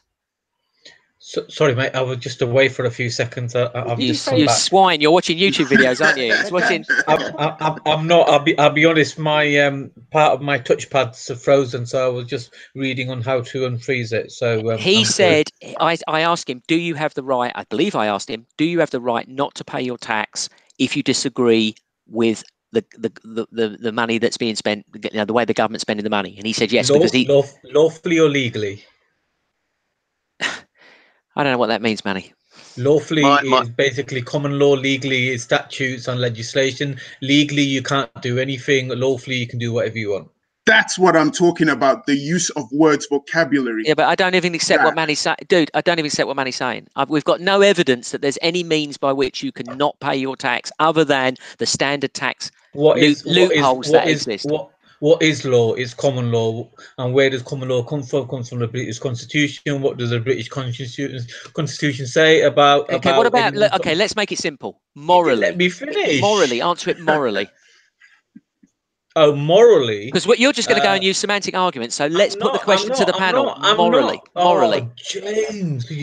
Anyway, to answer your question briefly, because obviously I'm not allowed to speak on my own show. Morally... You know the rules, Manny. Morally, it's your duty to question everything, especially if you're killing innocent women and children in the likes of Middle East. So it's going to countries like India where it's being used on forced abortions, etc., etc. But it's also, yes, if you want good roads, if you want NHS and the rest of it, then you also have to pay. So therefore, we all have to become local politicians and look at everything the government's doing. So therefore, and James, I agree with you. That was my understanding of what Mike was saying. Yeah. So therefore, if that became the national position, and Mike might argue it is already the legal national position, so therefore if we make it the well-known and the well-understood national position, without even having to touch the subject of morality, there is one clear outcome of that, and that one clear outcome would be we would have to put taxes up, because we would be allowing, if not encouraging, people to drop out of paying tax because they disagree with stuff. So therefore the tax take would have to go down, and if we want to maintain the same level of public services, the level of taxation would have to go up, because lots of people would be opting out. So therefore, you know, But the it would be current worse rate than of that, tax Steve. would have to rocket. No, I Steve, don't agree it with would be that. worse. Steve, it would be worse than that, because at the moment I see somebody else is not paying tax and they've got an excuse, I will look for one to do the same thing, and then we'll Yeah. have anarchy. So Well, in fact, Vicious spiral. Vicious No, spiral. you guys are missing the point. You guys are, let me tackle this question for a start. Why should we be paying for certain infrastructure to go in place when we don't really want it? I mean, do you really? For example, if we don't want that, let me finish. Would you really want a perfectly free lane road to be taken away, the third lane to be made into a bus lane, additional traffic lights to be placed in to create more traffic, which has been proven, bus stops to be put in a certain way? Why would we want the additional expenditure which we're being forced to endure? Because, Manny, if we as citizens want to influence investment in infrastructure or investment in public services, we have a method to do that, and that's called the ballot box. It's not through picking and choosing which tax we want to pay. The only time the system or the infrastructure was booming and was doing well was when it's not after privatization, it was before privatization. And what I mean by that is when the government runs and creates an industry or creates a system and runs it for its purpose, i.e. not to make money. Take the London Tube system, for example. Why do you think the carriages hasn't been changed, or the system is not upgraded enough, or has been upgraded enough? Because once it goes into privatized, or when you bring in investment and that type of thing, it always goes doolally, and there's all type of profiteering and that type of thing. So if we're talking about the government owning an industry, and I can't believe I'm actually sounding like a socialist jellyfish, and I don't mean to be, but my point is, whenever a government interferes, there's problems such as look at the NHS, it causes problems. But when you privatize something as well, and it's not done for the people's objective, i.e. privatization of all the power companies and the trains and stuff, and it got profiteering comes in, then we all pay far too much. So what you're proposing, I think, is that all decisions on public investment in anything, services, infrastructure, or anything else, are made by people deciding how many pennies of tax they want to pay for this, or how many pennies of tax they want to pay for that. Yes. And that's how all the decisions are made. Can't you imagine where that would end? Yes, we will all be members of democracy. It will be anarchy. We don't need the members of. We don't need politicians. We should be the politicians. We should use. Yeah. Can you imagine a company actually building aircraft, and then at the last minute people stop paying their taxes because of the aircraft, and that company goes completely bust. They lose all their everything, just shit. You can't plan shit because people could just say at the last minute, we're not going to pay, and then it spirals into fucking anarchy. Do you own an iPhone? No. Right, okay. I own an iPhone. Let's say I'm American and I'm born in my favorite state, which is Texas, right? So I've gone out and I bought a brand new iPhone for what, £1,200. But do you know what? That's not what I've paid for it, because I've already paid the tax that went to the government scientists to create the technology behind it, who then sold it to the Apple people, who then re-released it into the public domain. And then I've now bought it as if it's like a private product, but it's not. Majority of the technology of the original iPhone came from the military research departments. So it came from our universities. It came from American universities. My British point is, universities. we're already in that system. You just got to sold to us in a way with lovely packaging and shiny papers. Doesn't mean. But you went from public contracts to like talking about like bloody private iPhones. But my point is, majority of this technology is invented through military and government funded science projects anyway. But you get my point, right? You can't plan anything because the people could just, on a whim, decide not to pay their taxes. But that's fine. That's the will of the people. That's true democracy. But let's answer Manny's question there, because Manny, you suggested that, okay, let's go worst case scenario, that Apple hasn't actually researched and invented anything of their own, and they've taken it from elsewhere in whatever methodology they've done, legally or illegally. Let's assume that it's legal. Otherwise, you'd have a case for something being illegal. They have still done something, that innovation, in the sense that they put this technology that none of it they invented themselves, let's say, maybe, to give you the incredible charitable side of it, but they put it into a package that nobody else has been able to done. So in that sense, they have done something innovative, and there's a demand for it. No, that's not. That actually contradicts what you just said. That contradicts what you said. If they're putting something together which they never created in the first place, that's not innovation. That's theft. That's like Microsoft. They gave you the graphical interface which they stole from Xerox. They gave you the DOS system which they got from a different person. They put it together, sold it, and claimed that Bill Gates created it. But he didn't. He stole it.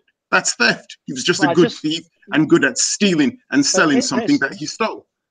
Preston, there's one caveat there which maybe you missed. I said if it was done legally. I said, and I actually used the word, if it was done illegally, then we'd have a different case. So we're assuming here that Apple are paying whatever they can, or they've done whatever they've done legally. Obviously, if it's illegal, there's a different matter. But if they've got this technology legally, Manny's saying, well, you know what? Well, wars are legal. Say again? Wars are legal, but that doesn't mean that they're moral, though, is it? Yeah. Why are you going on to wars when you were talking about the construction of an No, iPhone? my point is that just because something is legal doesn't mean it's the right thing to do. Yeah, it's subjective. Manny, do you disagree that if Apple had got all of their technology to build the iPhone, but nobody had done it before them legally, they then built an iPhone, do you think that is immoral and sold it at whatever price they sold it? Is that immoral in some way? Well, I think they should only charge for the extra bit of magic that they've created, and not for what the people paid for the military or any other scientist or inventor agency to create. So only for those bits which they themselves have added value to.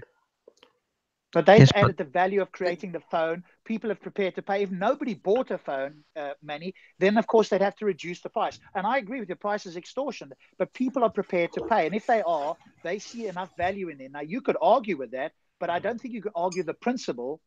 And I don't think you have really, as far as I can tell.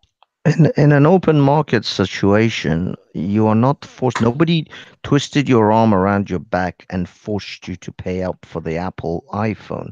I myself do not use Apple products. Well, no, I lie. I have a MacBook MacBook Air. But what I mean is, generally, I don't really go after Apple products because I see them as overpriced for what they are. Sometimes they produce something good, and I might invest in it at a reasonable price. But most of the time, no, I'm not a fanboy of theirs.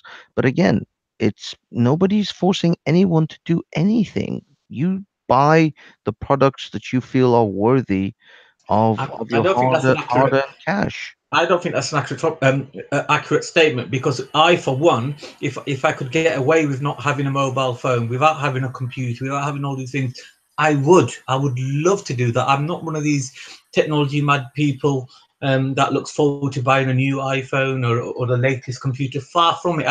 I don't like technology interferes with who I am and my general energy as a person. But I don't have a choice. I can't create the latest charts. I can't create the latest algorithms. I can't help program somebody who's creating an indicator for me. It's just nothing that I can do. And even just just now, we're able to talk like this over YouTube. It's where society is going. So whether you and I don't want to participate, we don't have a choice to exist. We're being pulled through this system without. But you could choose something different, Manny. You could go and live in a forest and become a logger or something. You've chosen to do what you do, and you now have certain tools that you require, just as if you went to chop down trees, right? Manny, you and I are of a somewhat advanced age. You have lived in a time before iPhones, certainly, and you've definitely lived in a time before maybe even mobile phones. Do you know how you got along then? Yeah, but I was a child then. Were you a Yeah. child before mobile phones were invented? So you were in your teenage years when there were mobile phones everywhere. Yes. Yeah, that's not a far-fetched idea. Yeah. But what I'm saying is though, you do remember people lived without these things, right? They got along, they Yes. managed to produce, the stock exchange didn't come to a halt, the people still Yes. trade. You could still live your life actually perfectly fine and still not utilize all of this technology. You don't actually need the mobile phone. You can still do what you do. You still make the money that you make with just a reasonably simple computer. So I couldn't. you couldn't do it with a simple with just a laptop? You couldn't do it with a laptop? I could, but then how am I going to fly around the world with my £100 million private jet, which I don't own? Well, what I'm saying is we have lived without these things for a lot longer than we have with these things. And it wouldn't be such a stretch to go back to those things. I mean, just go on a camping vacation for a week. You'll realize very quickly that you can live without these things very easily. So can you Oh, bye, explain? Steve. Can you explain? How can we like live without, say, something like a bank account? Because there was a time when you didn't have to have a bank account. You And you can could live without argue, a you bank can account. argue that you don't need to have a bank account. But if you're going for a job, they require your bank account. If you're trying to get Depends a if house, they require your bank account. depends if you really, I mean, if you want to buy a house, sure. I mean, property, things like that, you're gonna have to get a mortgage unless you have cash. Then And you if you can want, buy a and if you house want a with job, cash. if you I know want a people job, who, well, you don't have to get a job. You can be self-employed. Many But I people think are we get. cash workers. But can we all agree that there are certain necessities for the economy, society that we currently live in, as opposed to, say, Africa or, the Eskimos or whatever the case is? So we all agree that there's certain requirements we have, whether it's hunting for food or getting it from the supermarket or having a phone, because that's the life and the society we're in or Well, choose to be in, right? I'm sorry, Rob. I don't think it's requirements. I see them as certain luxuries that we've become very accustomed to, that we don't feel that we can live without these luxuries. We can actually live without any of these things. You should just Banksy. check on YouTube. Rob's talking about the police, the military. Well, He's Well, not not. even He's that, not though. talking about iPhones here. Well, no. I James, mean, of but course, James, when it comes to the police, military, fire Help. brigade, Yeah, healthcare, all the public services. healthcare, I'd say there's a question mark over that. The Yep, Americans, I accept that's a possibility. But Rob yeah. is talking about: do we agree that there are certain essentials, roads, infrastructure? But not even Well, that, James. I'm talking about the phone. For us to have this conversation, we require a phone. You can say, I don't choose to, which is your right. But if somebody is in this and they want to do this, and there are requirements for the choices that we make. That's the point I'm making. yeah, again, I put those as luxuries of the things. I have a friend of mine, believe it or not, he has a master's degree in internet technology. He has a 2-1 in computer science. He works in the IT industry. He does not own a mobile phone. No phones, not of any sort. I have to call his mother's landline for his mum to leave a message for him so that he can then contact me. He literally uses payphones to this very day. That's a human being who works in the IT field. Well, that's his choice. Obviously, if But he what I works mean in, is, it shows that you can actually live without these well, things I and would still suggest, function. well, yeah, I mean, he's making it hard on himself and hard on other people that want to contact him and interact with him. But if that's his choice, that's his choice. I mean, that's fine.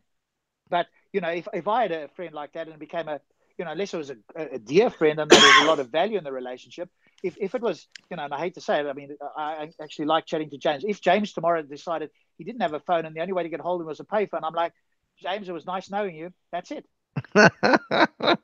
Well, this is what I'm saying. I mean, the thing is, although he does use Wi-Fi and he has an iPhone, an iPad, an iTouch, an iPad Touch, iPod Touch, sorry.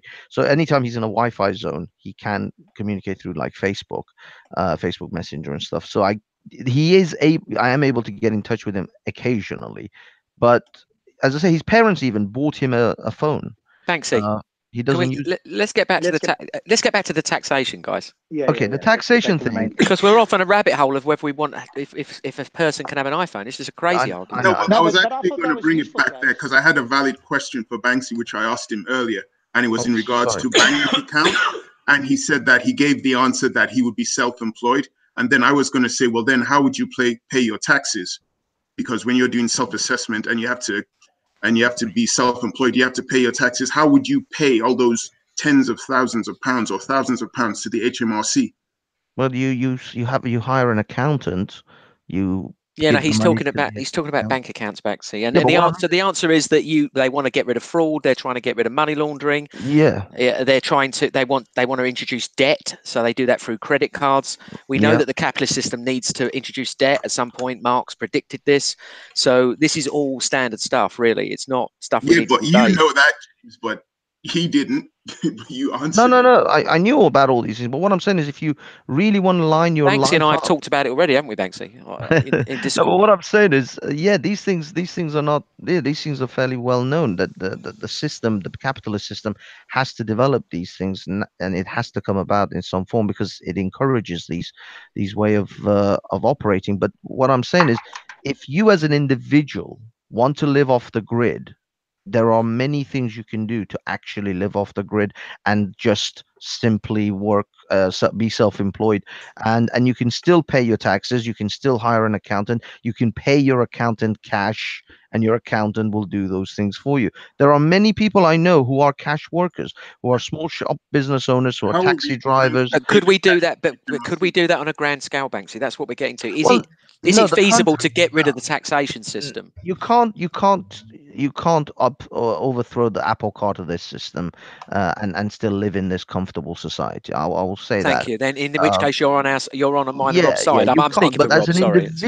as an individual, you can pull yourself. You can cut the umbilical cord of this system slowly but surely, and maybe in small groups of 10 to 20 people. But anything beyond that, you're going to come across a lot of logistical issues. Yeah, I think that's the main thing we're talking about. And I think Manny and Preston are more on the side of, well, we'll pay some, we'll pay the tax that we think we should, and it must be spent on the things we think we should. So it's presumably the amount of tax they want to spend, i.e. it could be 50 quid on tax instead of 500, and the government must spend it in the way that they deem it must be spent, presumably, if I understand them correctly. Correct. Yes, because you'll be getting a receipt from the government telling you exactly where the money's supposed to be going. So you guys would agree then that those that didn't vote for Brexit should not have to pay for the cost of Brexit, As and long that as, those that did vote would have to fork out a bigger amount of tax. That's basically what you're saying, yeah? as long as I can determine and show them the protocol they must follow to make sure that Brexit is not only profiteering every the people who voted for it, but also for the idiot jellyfish that didn't. Right, but only you would have to do that. Not we couldn't do that. Yeah, but once everything's out in the open and you see the contracts and the agreements and how similar nations and similar protocols are followed, then everybody would see that it's all hunky dory. Rob, For do you want to come in? example, Sorry, I didn't follow that. so basically, when you look missed at your way. Norway, when you look at Iceland, when you look at certain agreements US has have, and so on and so forth, you see that the problem with this whole Brexit issue isn't that we can't survive without the draconian Nazi EU. It's because we're only being presented with information to make us feel that our only option is to work with the EU. It's not. But in principle, you're saying, in principle, that we could have a democratic system whereby people would vote for things, and if they didn't vote for that thing, they wouldn't be paying for it. That's basically what you're asking for, isn't it? Yeah. Well, I don't know. That's a deeper conversation. Well, it to be seems like had. you're promoting. I mean, in a sense of fairness, I don't think it would work. But I'm saying you and Preston seem to be. I don't think Preston is saying that, but I think he's just questioning things. But I think you are actually saying that, Manny. Certainly, Well, that's what Mike was saying. my principle is this. Let's just take war, for example. As you everybody will know now, my issue is with those people who try to do horrible things to other people, whether they're in your country or not. So let's just take war, for example. That showed to me when a few years back, that this current democratic system, and I am a full democratic supporter. So don't think for a second that I'm not. So in this current democratic system, we vote for jellyfish type men in suits to go in power, and then when they say, listen, everybody, we are going to give you flowers and rainbows and butterflies. Once they're voted in, they go off. They receive brown paper bags stuffed with money. Sorry, lobbying, as they call it, and then they do whatever they're told to do. So they're corrupt. So the current system does not work. So if we use law for example, and I do not believe that any decent human being would vote for law, vote for war. So what we should have in system is, it should have in place is a system where we don't need members of parliament. We can have a online system if need be, where we vote for key decisions, whether or not we want a war, or whether or not we want to pay 5% towards the roads or 2% or whatever it is. So I reckon we ourselves can be our own members of parliament. So whatever questions you're going to ask me, I'm going to try to match that. And I know I probably sound as if I'm some kind of revolutionary. I'm not. I'm actually I'm pro-constitution. I rather just go back to the old British way. I think the one thing that I noticed, though, is it could be in principle that would be great. I mean, it sounds idyllic, but then transfer that into practicalities. I mean, as you said, and Preston said, there's millions of people who don't vote. Now imagine you had to have a proportional representation, or a majority of people in the country vote on regular key decisions, and that would be presumably every week or every month or whatever the case is. It's difficult enough to get people out once a year or once every 5 years or whatever the case is. How would we have any meaningful input from the majority of the population in this sort of idyllic view that you have? They would do it on a local level, within their councils. So say, for instance, one of the things which regularly happens in the British Isles is that people in Scotland or people in the north of England consistently complain that through the democratic process, funds are constantly being directed to the south. They don't receive any piece of funding at all, whether it's for the rail system, whether it's for housing or whatever. They believe that they are taking part in this democratic process, but everything is clearly geared towards funding and benefiting the infrastructure within London and the southeast. Now, if things were done at a local level, whether it's London having its own mayor and the mayor having its powers, and Manchester having its own mayors, and the people there voting for stuff that takes place locally within their area, they know what they want in their area. So decisions would be made for the benefit of themselves. You wouldn't have stupid things like, what's the name of that rail system, H2 or HS2 or whatever, which is being built and tons of money, public money is being spent, and it's not even going to benefit the North. Why would it benefit the North? Because it's geared towards getting, London Northern monkeys down south. Yeah. No, it's actually... people can't even travel with the speed from, say, Liverpool to Doncaster, but you've got this brilliant fast system which Londoners can come all the way to Birmingham. What about the people in the north? What about they want? They're taking part in democracy. Why isn't their rail system being reinforced? No, witness. The actual HS2, if you actually look at it, it's designed to actually benefit the north, because all the parts of well, let's put it this way: if you can travel from London to Manchester within an hour, right now, BBC, ITV, many of the big corporations are relocating their premises, their studios in Manchester. So what's happening is they're moving business up north because land is cheaper, and generally it's cheaper to set up corporations up north. But what they need is the brains that live in London, those talents that live in London, to have easy access to the Northern Territories. Why do they need the brains from London? Why can't they get the brains from the people of the north? Because they don't exist. Oh, really? Yeah, no, they don't. Most people in the north don't have the brains. Where do you think Oxford and Cambridge are? Oh, right. Where are they? Where's Oxford? Where's Cambridge? Where's Imperial College? Where's Kingston College? Where's King's College? Where's Durham University? Top universities exist in the UK? Newcastle? No, no, the Durham, Newcastle, Loughborough, they're in the north. Newcastle and the northern universities don't hold a candle to the southern universities. Right. So The Can what we we get have brains, back is to the prejudice towards northerners. I no, it's see. not prejudice. It's the fact that anyone who's talented and a Scottish lad who's smart is going to get some kind of an acceptance and some kind of scholarship to go to Oxford, to go to Cambridge. He will then establish himself in the South at some point after he graduates. A smart kid from Liverpool, a smart kid from Manchester, he's most likely want to come and go to King's College, Imperial College, what's it called, London College of Economics, Cambridge, Oxford. Again, all the main colleges and universities exist in the South. So you've just there's a proven what brain I meant drain. directly. You've just proven what I meant. You've just said that everything, this HS2, is for who? Southerners. No, Yet it's you've got so that Northerners taking part in this no democratic process, witness. but you're talking about something that's been created to No, take Southerners to the north. no. Witness. What it is that the brains, the smart people tend to gather in the South because of these universities. They pull them here. So what they want is someone who lives in London to be able to work in Manchester and still live in London.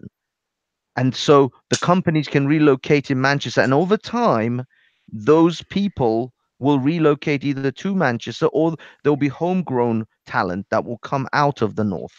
But you need to have corporations establish themselves and want to establish themselves in the north first, so that those job opportunities are available in the north that encourages people to want to go that way. If you don't have any in any sort of uh, any encouragement, any motivation to go to the north, why would you go to the north?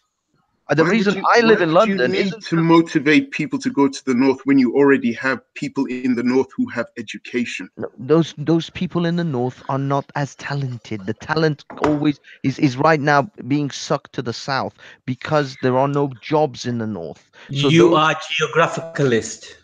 sorry. Yes. You are Can a we Yeah, get geograph. back no, to no, the I'm just original saying, I'm point? just looking at the reality of the way this country is set up, and Yes, everything you just is gave the pointing answer, down. Banks. You just gave the answer. You said the way this country has been Yes, set up. but Who they are, set it up that way? Because there was a time when the North was wealthy.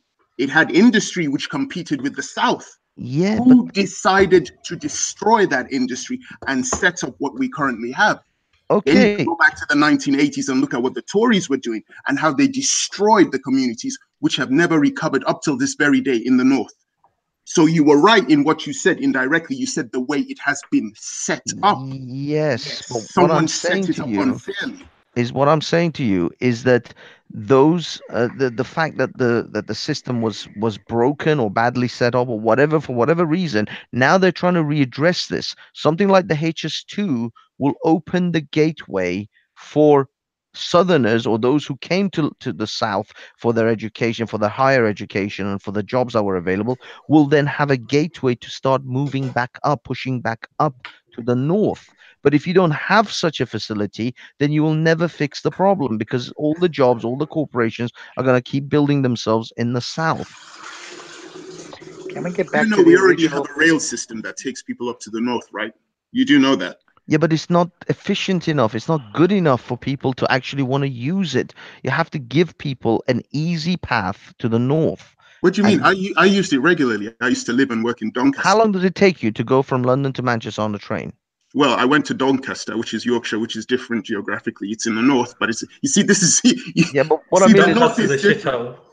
The north is different. Okay, the north is big. Talking to me about Manchester and Doncaster, those are two completely yeah, but separate parts of the Manchester world. is the target. Manchester is one of the biggest cities up there. You're There not are a lot gonna. of big cities in the north. You've got Sheffield, you've got Liverpool, Yeah, but you've got Sheffield and Liverpool Leeds. are not there yet. What you need, I mean, right now, Nottingham Manchester is in the is north. no, Birmingham is in the Nottingham is the north. Midlands. Nottingham isn't in the north. Well, Um, anyway, above Leicester, the Can Nottingham, we M25 go is the back Birmingham, to north. these the are the original Midlands. point? You guys have gone off on a tangent here that's going to just go down a black Sorry. hole. If Thank you you, don't I'm Rob. just understand Thanks, it, Rob, Rob. I mean, it's not my fault as The original well. point was that Manny made was, hey, oh no, sorry, Preston, because when I asked Manny, how would we implement this in practice about people voting, Preston suggested at a local level. And I think the problem still remains that even at a local level, you're going to battle to get 10% of the population to come out and vote on these things. People have got their own lives, unless it's, one or two, local areas, it's very unlikely that you're going to be able to get the people out there voting. So I think it's a nice idea, as some of these ideas are in principle, but in practice, I don't know that it's going to be any better. We can do the voting on a blockchain type system, Rob. Yeah, what I mean though, Manny, is that most people want to get on with their lives as long as they're not. Most people don't do these. It's an effort for people to even to go out to vote or to vote online or whatever the case is. So what you want to do, and Preston sort of pushed it a bit further, which is to devolve a lot of these decisions and powers and so forth to the people, and they have to vote. That vote then gets tallied. That goes back and tells the government what to do, and that just makes it even more difficult, I would suggest, possibly, than the system we already have. And I agree, the system we have is not perfect, and politicians make the thing, but I'm not sure in practice that this is actually going to work, even though it sounds good in principle. It doesn't go back to the government. It goes back to local government. So the people in Manchester will vote for issues that affect them in Manchester, and the results stay within Manchester. Why does London need to know about it? Well, who's going to give out? Who's going to fund them? Can I just add that there's different ways of implementing such a system, and I just want to clarify, I'm not a revolutionary, far from it, but you could basically have, instead of having members of parliament and these civil servants and all these other idiots walking around, you could have a team of people doing the research and finding out what is it that the people want, what they want to vote on, and then present those as a yes or no answers for the online voting system. So they do the research to present, and the people vote on it. Yeah, I mean, you keep saying the people will vote on it, but like I said, I think, well, I don't know, do you agree that to get people to vote on things in any significant number is a massive challenge? No, I don't agree. Okay. The referendum proved you wrong, Rob. That was one thing, isn't it? I mean, if we look at people voting, the numbers are not very high. That was one blip on the radar. And why was it so popular? Because it was different from the usual democratic process of voting.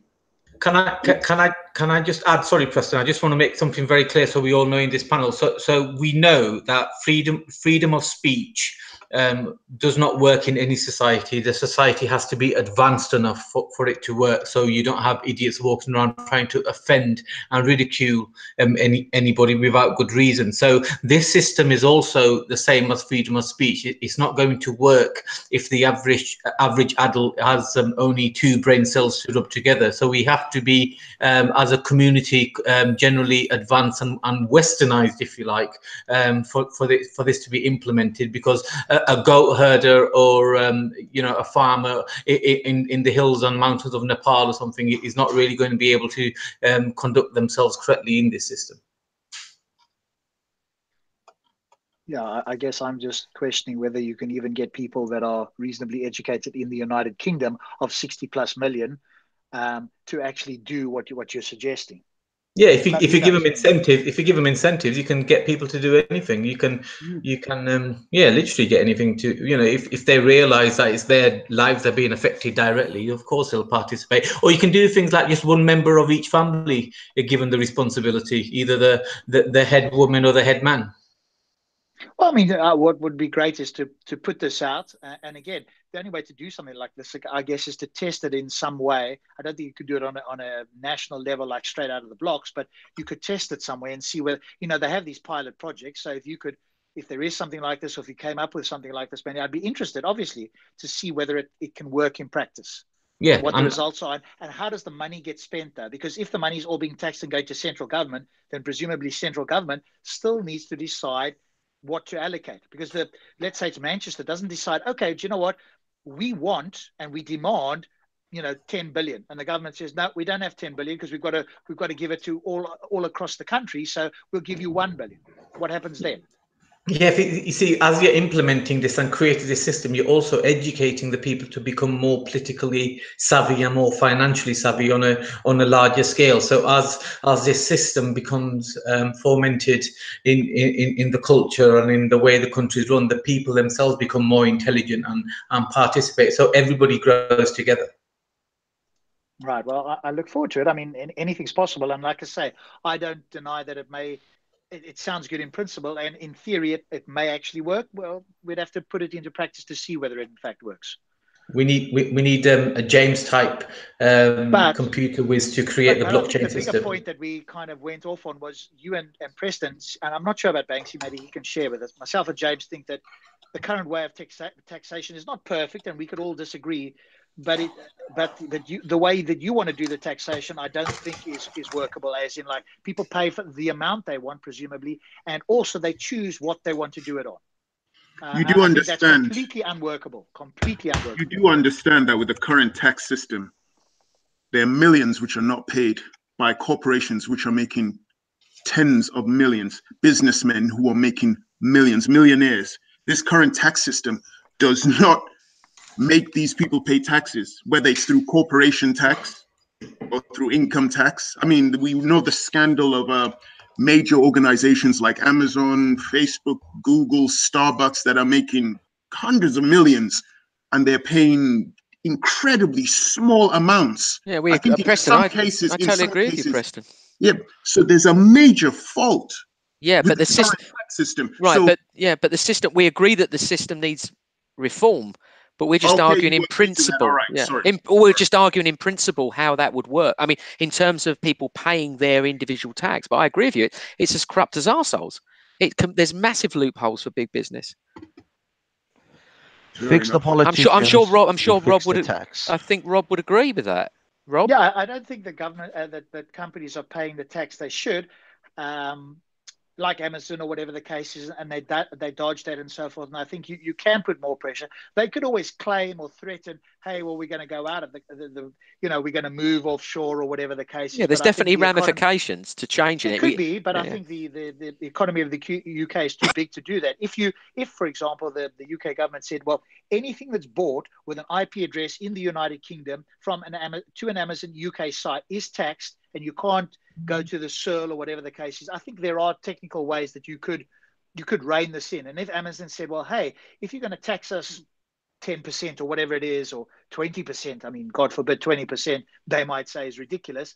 We're going to leave the country. We're going to do so. That would be, I would suggest, empty promises. So I agree there's ways that you can tax either wealthy individuals or companies. I think you've also got to caveat with being careful that wealthy individuals and companies do run the economy. It's not the people who get the jobs. These are the people that go and work 9 to 5 and pay their tax. They're just part of the system. It's the entrepreneurs and the companies that in fact create the jobs. If these people disappear, if tomorrow, for example, Amazon and all these companies and all the millionaires and entrepreneurs said, fuck this, we're leaving the UK, we're going off to the US, you guys deal with it, we would implode. This economy would just... I disagree. It would be, we'd go back to the dark ages. I don't believe that. We've got to be careful with I do agree we need to tax them, but we are reliant on entrepreneurs, businesses, etc. So the company, the government still needs to go, okay, how do we balance this? Because if these people did leave, which is arguable whether they would, what effect would that in fact have on the economy? Number one, Rob is right. Rob is right about that. No, he's not. I disagree with that. I fundamentally disagree with that. First of all, these corporations have actually stifled entrepreneurs, real entrepreneurs who are coming up, who are trying to make it, the little guys, because they are now monopolizing and solidifying their position. Number two, no. All these corporations can go tomorrow. You think if Amazon shut down, if you had no Amazon tomorrow, what would the impact on your life be? Think of it on your day-to-day basis. What Rob is saying, imagine you have a company in the UK paying tax X, right? And we raise their tax. They could just literally move their business somewhere else. And what would happen? And then we are not even getting that tiny bit of tax, let alone... No, it doesn't matter. It doesn't matter. The jobs and everything. Yeah, no, those jobs, first of all, will redistribute. They always do. There will be you're missing the point. You're taking one example. I said if all of the company, the big major, the FTSE 100, the top 200 companies, the top 100, the FTSE 100 obviously, left this country tomorrow, do you think the economy will be better or worse? Your scenario is as likely as if the aliens will come down and bless us all with I'm asking you what would happen. Well, I'm asking you, if my grandmother had balls, would she be my grandfather? I mean, you're literally making making anecdotal comments about things you don't even know that doesn't exist in reality. What actually happens in reality is that once you squeeze these guys real tight, they will then look for other loopholes. First of all, rich people have resources and finances to find whatever they can to get out of paying their taxes. It is not their job to want to pay taxes. It is the government's job to squeeze blood out of stone. That's Yeah. what the government has to do from these guys, because none of them are going to volunteer their money over. No corporation, no individual. If I come to you and say, just give me a five, you have a fiver, give me 250. Just give me 250. You say, fuck off. You wouldn't give me 250, and you expect these guys to just volunteer over millions and billions of dollars. By the way, Did I ever say they would? I mean, you're just making stuff up, Banks. Yeah. Did I ever say that they would volunteer to give it up? My argument exactly. was that the government needs to balance the taxation of big companies and rich individuals, because they in fact run the economy. Now, if they scared these people off and all the companies and rich individuals left the UK tomorrow, the principle would be our economy would shatter. So what the government, But what I'm suggesting is not perfect, but what I'm suggesting. We would go back to No problem. days before Amazon, which was literally like 20 years ago, which I think we survived. We would go back to days before. I mean, it's not like, again, we literally lived life without Amazon, Google, eBay, Facebook, Facebook. and Starbucks. We existed in a world before these things too. Everybody Banksy, thinks in the like, world that we lived in before, was there big companies? Did they employ people? Did they pay less tax? well, this is what I'm saying. What I'm saying is that first of all, these Is that a corporations yes are to the not as question that I asked? yes, we had them as well. So But exactly again, the same position. we So have to go your point is back you're not to a making a point. point here. We Against what I'm saying. coexist in a global market here. We can't just like isolate ourselves, and No, we also we can. need their taxation, and we China need that when we has need them to What employ people. taxation? I just told you that they don't even pay taxation. So No, they what do you do. mean? They do pay Oh tax yeah, in the because EU, but it is low. there was a I agree, it's low. whistleblower. There was a whistleblower who made people know, but before the whistleblower let the press know and it became public outrage, they weren't paying certain taxes. So be careful Right, when you say we need them look, to pay but tax, because they weren't paying.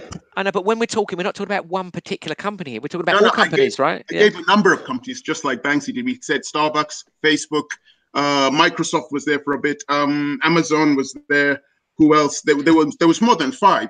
So we're not just talking about 2 companies here. Right, We're but talking if we about let's say we raise corporation tax and we say it's right across the board and you can't avoid it, you're going to be paying this corporation tax right across the board. Do you accept that companies will shut up shop here? I don't give a monkeys if they shut up shop. No. First of all, they wouldn't. But second of all, I'm not talking about raising taxes.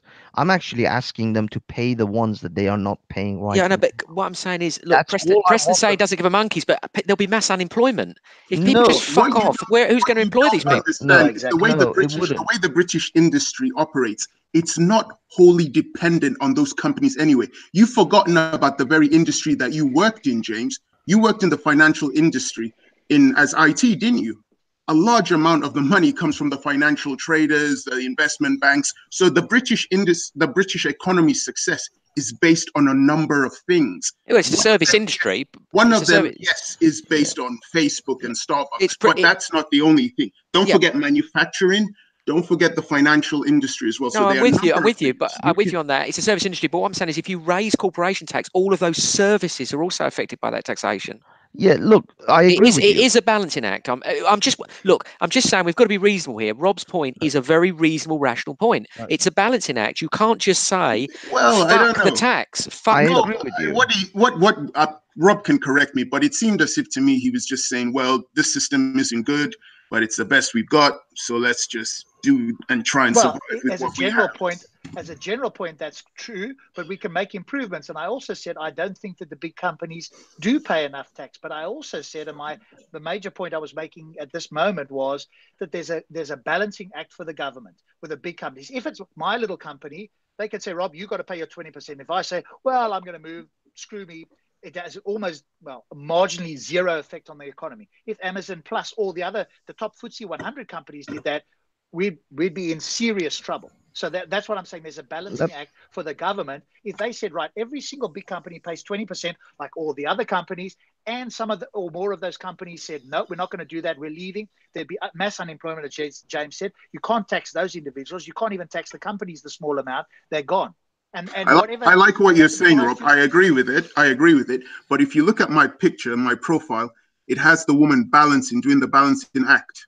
Now, the balancing act has to be equal. The problem with the current government is it's doing a balancing act, but it's not equal. It's allowing these companies to hold British economy to blackmail because they can do exactly what you just said. Well, if you raise the taxes, we'll just bugger off. So then the balancing act becomes pointless. No, witness, I'll tell you, it's not that they're holding the British government to hostage in any shape or form.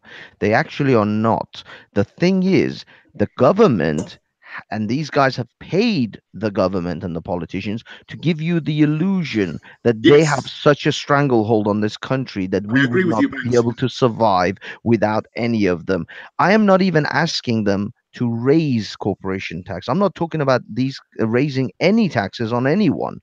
I am simply saying to fix the problem, fix the politicians so that they force these corporations to actually pay the taxes they're supposed to pay. These guys are not even, do you know that widely it's known that most CEOs of these large corporations that are making billions of dollars pay less tax than their secretaries. Their secretary that works for them on a on a percentage basis pays more tax than they do. Based, when you take the average of what they earn. I'm not denying any of this. I'd like to kick these fuckers into touch as much as you. What would you do, James?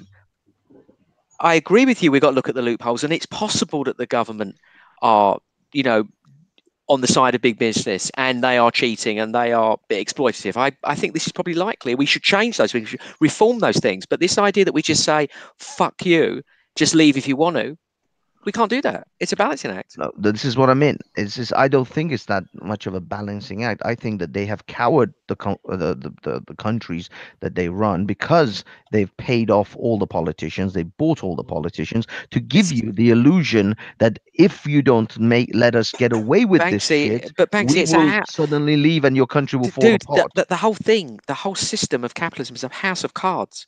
It is literally just about confidence. There's nothing else in it. It's just everybody buys into it. That's all. And the moment we lose confidence, we get into a massive recession, which just spirals. Well, no, this is because the bankers and everything else collude to create that scenario. Again, this is not a single individual that does this. I mean, it's not like Amazon is just doing it on their own. I'm not saying it is. What I'm saying is that if you get a government that is fearless, that doesn't bow to these threats of these corporations, because I guarantee 99% of them won't go anywhere. They will not run away. Where are they gonna go? Where are they gonna go? Are they gonna start investing in Venezuela? Right. Are they gonna go down to Brazil? Look, I think we're on the same page. Are they gonna run over to Syria? We are not sure that the balancing they are doing is accurate. I agree with you, but you do accept it's a balancing act, right? I mean, we've gone from the thing is now we've gone down a rabbit hole because our initial kind of moral debate was about, do we allow individuals to not pay tax when they disagree with the spending? That's how we started. Exactly. And we've gone off on a rabbit hole of saying that the government is not doing things correctly. Well, me and Rob agree. It's not doing it correctly. We could probably change it and make it better. But we are saying it is a balancing act. That's all we're saying. Yeah, but we're also saying, James, that Manny and Preston's version of paying the amount of tax you want on and having spent on the things that you want is unworkable. Yes, do you agree agreed. with that? No, I agree. Yeah. That's what both of you agree. Yeah, I agree. Yeah. That you agree that they agree, or you agree with them? No, I agree that they don't agree with us. That's what I agree to. Yeah. Preston, we're on the same page in terms of understanding our position. Yeah. Well, I don't know what's with Banksy's position on that. As in what the government spends our taxes on. No, but get Banksy. What these chaps are suggesting is that people can choose not to pay their tax if they're not happy with where the money's being spent. Well, if that's the case, then you can choose not to use those services too. Can you choose to put out your own fire when your house is on fire? Yeah, Banksy. I mean, it's look, to fight off the guys who are about. Okay, but let me give you the example that was given by Mike. Okay. Someone goes to court, they owe £100,000 in tax, and they say, I'm not going to pay that tax because I disagreed with the Iraq war. No, I think he gave a much more intricate, because he used the sovereign point of view, where he did go to court and he did use various legal jargon to challenge. Lawful jargon. Lawful jargon. So it wasn't just a case of he just said, I ain't paying it. or he did a Raj, I ain't paying that bullshit jizya, and walked off. Yeah, no, that's fine. He goes to court, right? He claims, we haven't seen the evidence of this, but he claims he did this. But what I'm saying is, in principle, do you agree that someone should not have to pay their tax because they disagree with a war that has taken place? Well, the problem is this is to Banksy. I know where Preston and Manny stand. Banksy, what's your position on that? I can't. I mean, because again, like I think this is probably the case. I think I overheard, and I was listening to most of this.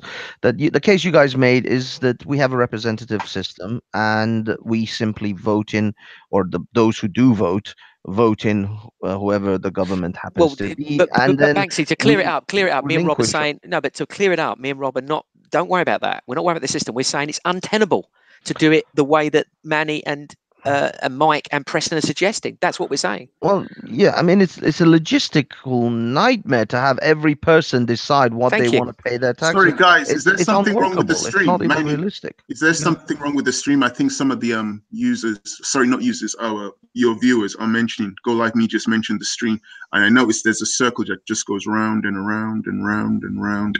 Refresh your page. Yep, I've done that. It doesn't make a difference.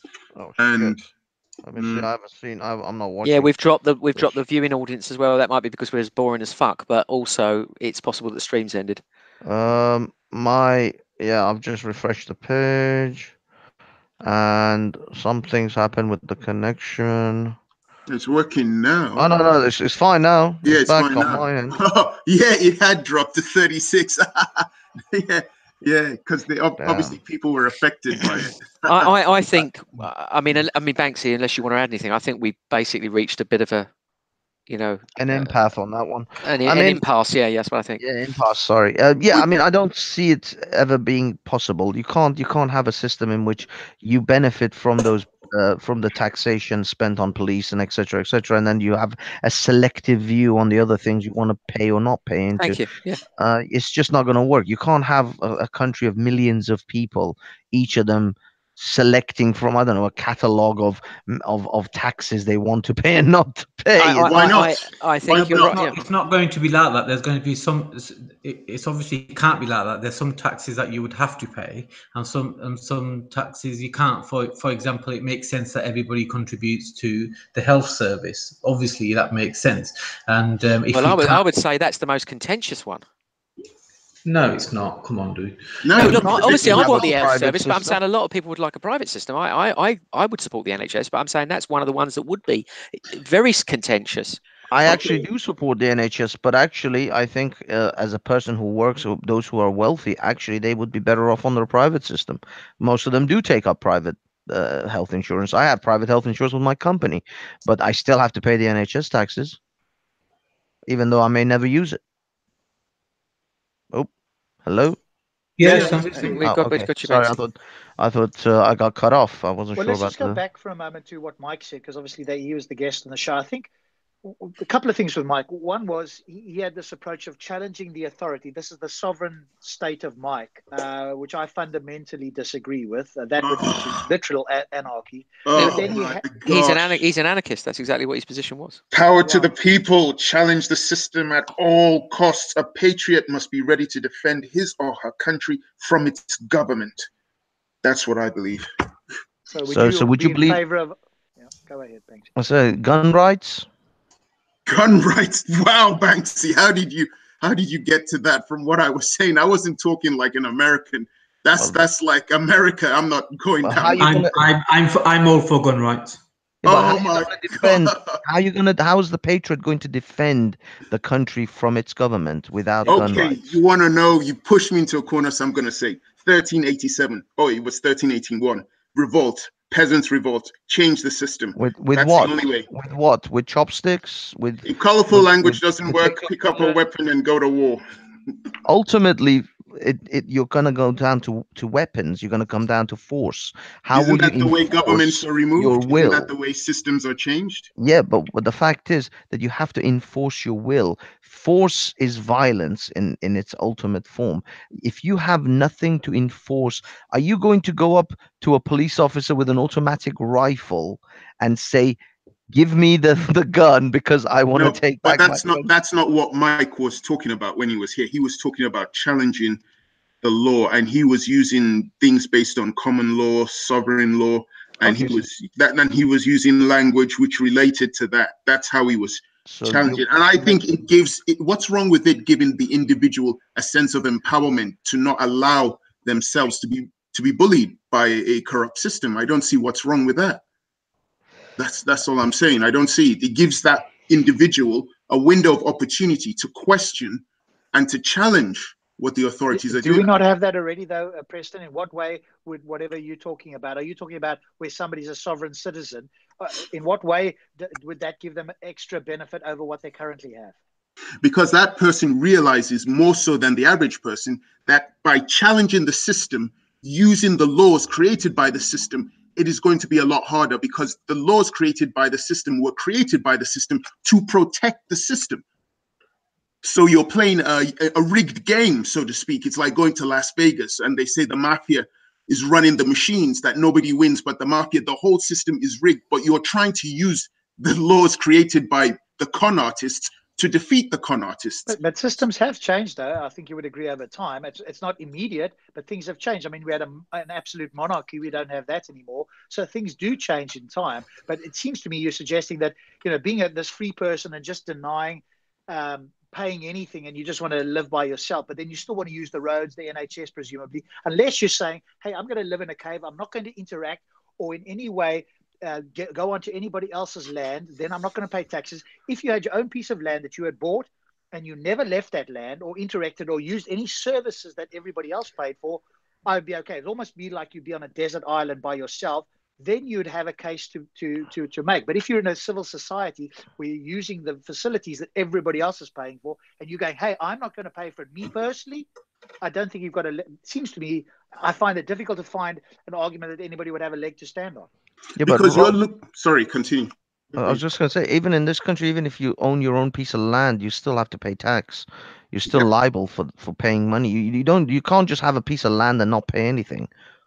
You have to pay something. Exactly. So presumably it would be like a little part of an island or something, or whatever the case is. Then what I'm saying is, then you could it seems to me you could have Mike's point of view, which is, hey, I'm not going to pay anything. I'm a free person. I can do whatever I want. But in a society, I just can't see how that would work. How would you not pay tax if you lived on the United Kingdom, the island of the United Kingdom?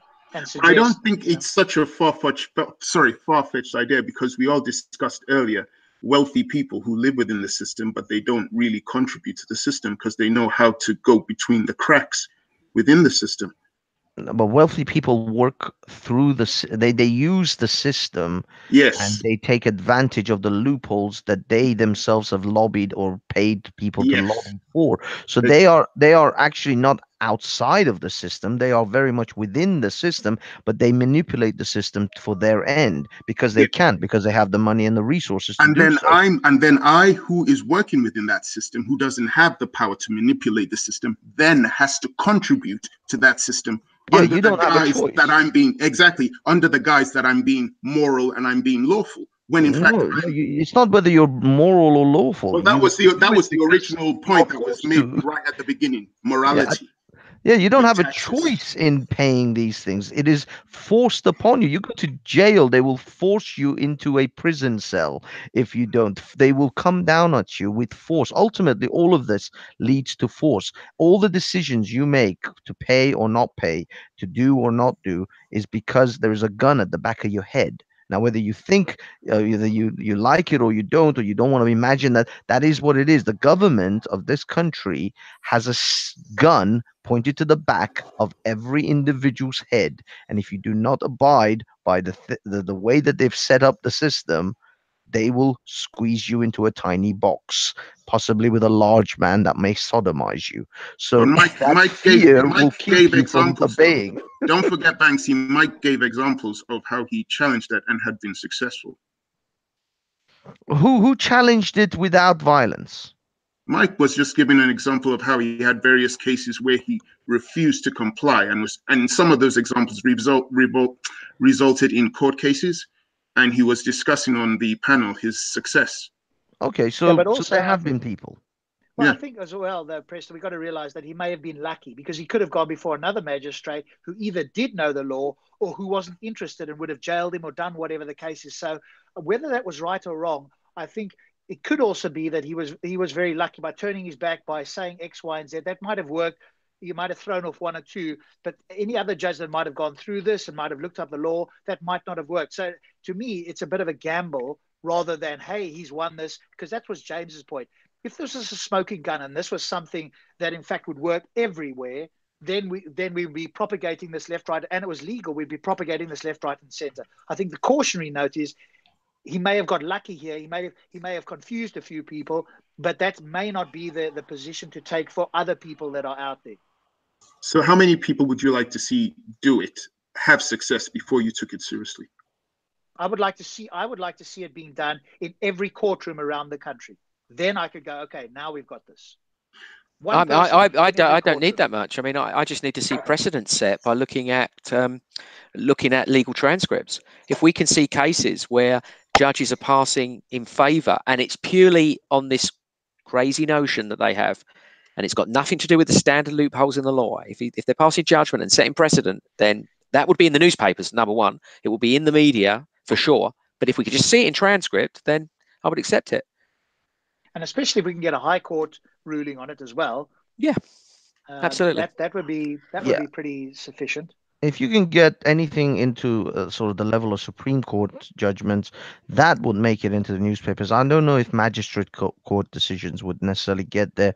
And also guys, can you imagine someone not paying a huge debt, that a precedent was set that you do not have to pay your debt? Because that's what Mike is saying. Yeah, I can. Yeah, but I can give an example. It happened to me. Yeah, and as Banksy is saying, a lot of rich people do that. I've experienced that. There are other people who have experienced that by challenging it. So it's not a far-fetched idea. Preston, I keep hearing you talk about rich people. So it seems to me, correct me if I'm wrong, you're going, hey, look at these rich people. They are using the law and paying very little tax, and therefore I feel like I'm justified in not paying any tax. Is that fair? What I'm saying goes back to what Banksy was talking about how the rich people lobbied the politicians to create the tax system for their own benefit. So I'm simply saying I'm now taking part in this tax system, which I believe is corrupt, and I'm trying to find a way where I can actually challenge, not legally, because that's the wrong word, lawfully. And I'm hearing someone who's come on the panel, who's had run-ins, who's challenged it and has had success. And I'm saying, isn't that worth looking at? I'm not saying it might be the end all and be all of solutions, but it's something worth looking at instead of scorning. Sure, I agree. I agree in certain circumstances worth looking at. I think if the precedent was, hey, let's challenge this so every person in the country no longer has to pay tax, I think that would not be a good precedent. If it was a case of, hey, challenge where you really feel morally, for example, that you had a speeding ticket or a parking ticket where they were overzealous or they were wrong or it was borderline or whatever the case is, I'm all in favor of challenging those sort of things, even with his sort of system, because the consequences of failing it is rather minor. But if the bigger question is, hey, use his system, and let's say it does in fact work, and everybody stops paying tax, I think that's not a good suggestion. Okay, at least then I can say, yeah, I can come to a compromise with that. Yeah, I would agree with that. But by the way, I just wanted to say, witness. I'm sorry, I forgot the other name everyone calls you. Preston, yeah. Sorry. I just wanted to say, those loopholes that I said that the rich use, those are available to all of us. It's not that it's only the rich. It's just that the rich are the only ones who have the resources. And I'm saying the lawyers and the accountants and so on and so forth to take advantage of those. Yeah, they call it tax avoidance. Well, yeah, but what I mean is you can set up a corporation in the Isle of Guernsey or whatever, and it's literally a folder in an office. You don't even actually have to have an actual office. It's just a file in a solicitor's cupboard, and yet that will be your corporation, and you then funnel your profits and all your income from this corporation through that Guernsey corporation, in which you pay virtually no tax, or it's a tax haven, etc., etc. These are available to all of us, but you and I simply do not have the means to take advantage of it because we're just not, we're poor. We can't pay hundreds of, my brother charges hundreds of pounds an hour for his solicitor the fees. Yeah. There's no way. If it wasn't for him telling me about these things and other sources, there's no way I would be able to afford the kind of money that I need to pay for someone like him to. I guess I would need someone like your brother to do free workshops where he would teach this, and I would learn that. Yes, but Yeah, he needs to pay his mortgage, so yeah, he yeah, doesn't do free workshops. yeah, He charges hundreds of pounds an hour. yeah. So this is the problem. Everybody, those who even know, and there are plenty of lawyers and accountants who know exactly how the system works. They simply, even they themselves are somewhat caught in the rat race themselves, even though You can do your own see the research. system. You can Sorry? do your own. You can do your own research. Yeah, I'm absolutely. not sure, but do you guys think that you can you can use these tax loopholes and so forth as a PAYE employee? I don't think you can. Well, no, I think that's you'll the be thing. You have to weird to have your that own extent. corporation. You have to So set up you your own need to have your business. own business. You need to be an entrepreneur. And most people are not that. Most people go and do a 9-to-5 job because it's easy. They don't have to think that. I mean, I run a small Yes. business. It's much harder than me. I used to be employed. I used to be a manager in central London. Running a small business is much harder. And Yes. I feel I should be rewarded more than the person who goes and sits and does a 9-to-5 job where everything is taken care of. They know they've got to go and type, or they know they've got to go and sit on a computer, or whatever the case is. I've got to get clients. I've got to make sure they're happy. I've got to run the accounting.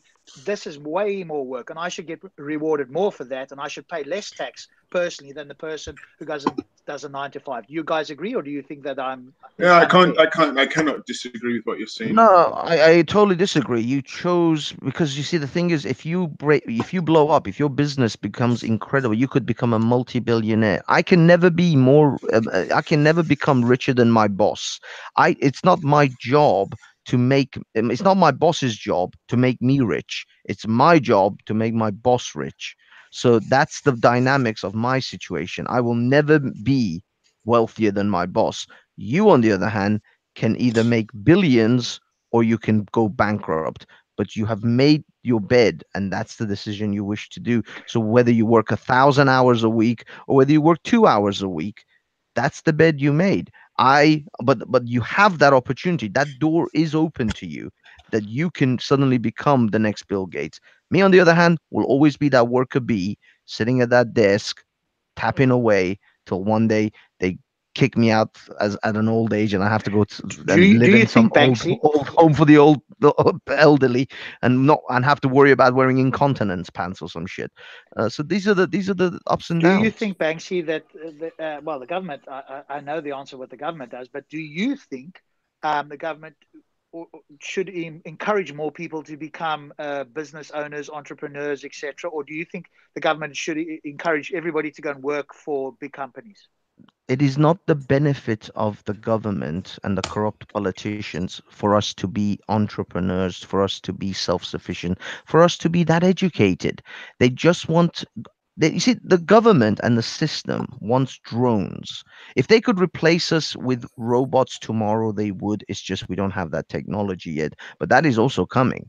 But what I will tell you is that the school system, the university system, your parents to some extent want you to be Can a you give me a good short answer, drone. Banksy? But Your rhetoric unfortunately, is no, it's getting late and it's I'm what falling I'm saying asleep to here. you is that it is not the benefit of the government to encourage independent thought, independent entrepreneurial aspirations, because who will then do all the drone jobs?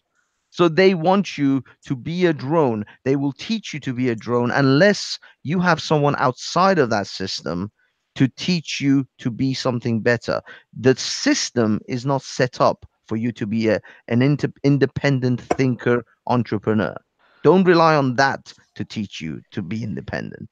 So from what we've all discussed, I understand that for Rob, in order for him to take, and correct me if I'm wrong, Rob, in order for you to take what has been said by the sovereign man, the free man, you would need a lot more evidence with a significant amount of people, and where it became a precedent within the court system, where people could then use those solutions and have success, then you might take it into consideration. Whereas with James just needs a few transcripts from court cases where it was successful for him to I think take it James and I are seriously. similar. No, I think James and I are similar. I mean, I just said it off the cuff, every single person in court. But I think I'd probably agree with James. If we got precedent, legal precedent, then in certain circumstances, let me highlight this. In certain circumstances, I think that would be a moral and ethical way to go. In other circumstances, I do not think so. So I don't agree entirely with his position on being, a sovereign person, state of might type of thing. I think that position is really untenable.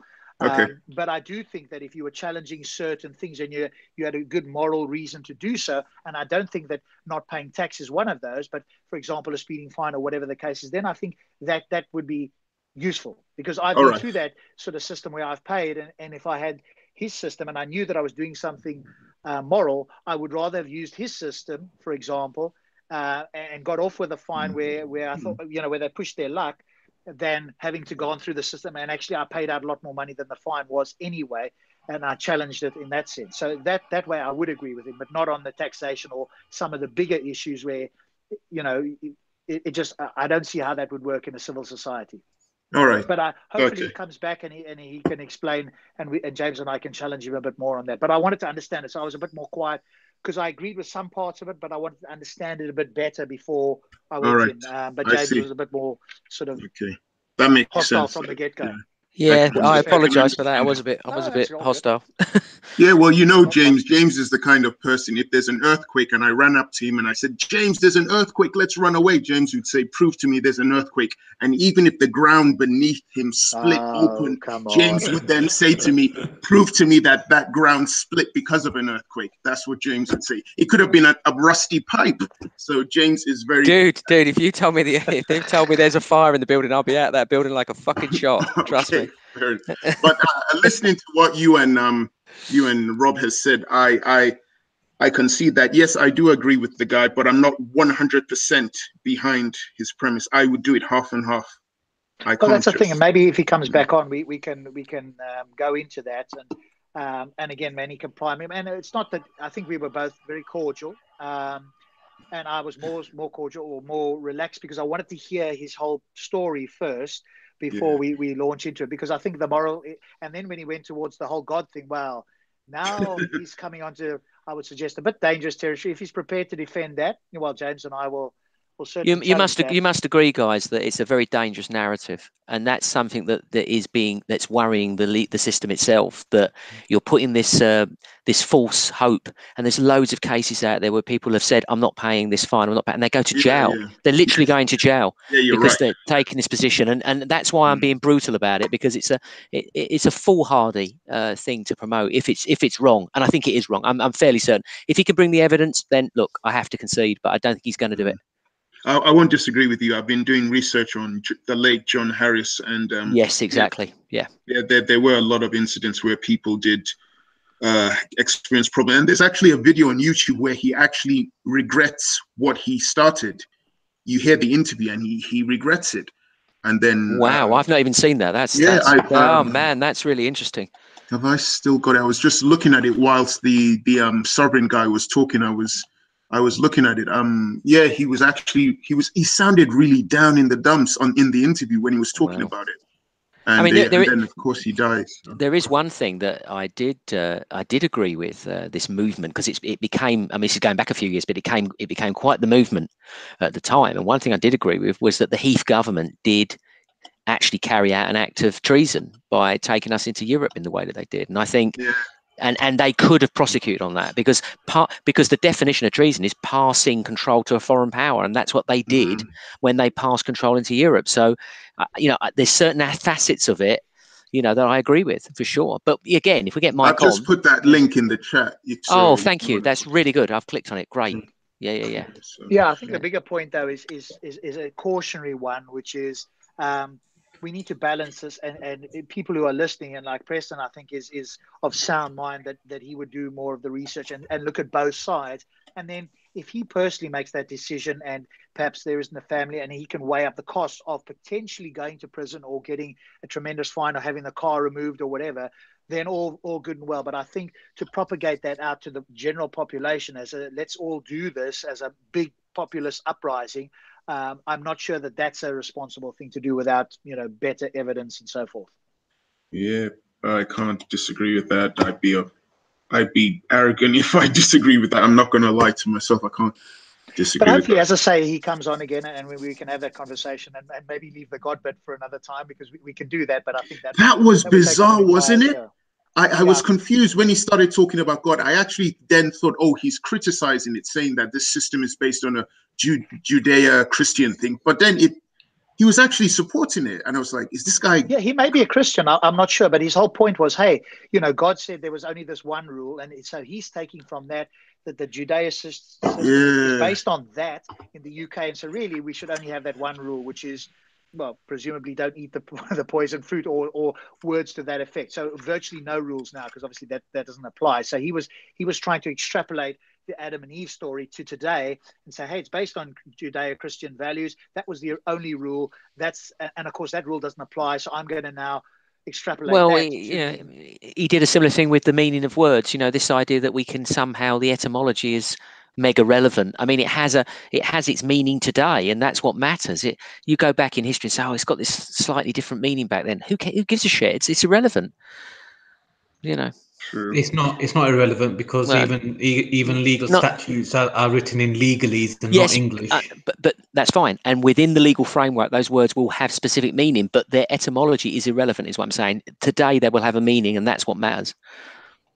Yeah, I was wondering though, maybe there's some. Well, obviously there is negative connotations with anarchy or an anarchist, but I mean, I think between you both seem to agree.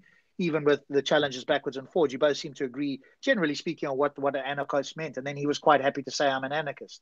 So again, maybe I missed the nuance of maybe he's been challenged in some way before, and it's people have said to him, oh, you're an anarchist, and misrepresented anarchy in a fairly substantial way. But I don't think you did that at all, James, and you just read out what it was, and he seemed to agree eventually with that. So no, it's just it felt the same. Let's find out what it means. It means this. He was talking about what Anna means, or Anne, or Ark, and he was going back, and I'm thinking, I mean, it's, and the same with the bit. I was falling asleep with the biblical stuff. I mean, it's all completely irrelevant. Well, I let it run again because also I wanted to hear, but I did sort of jump in at one point and then sort of missed it. But again, I think it's a case of like, can we keep that concise? Because there's the whole story about, you could have said, hey, do you know what?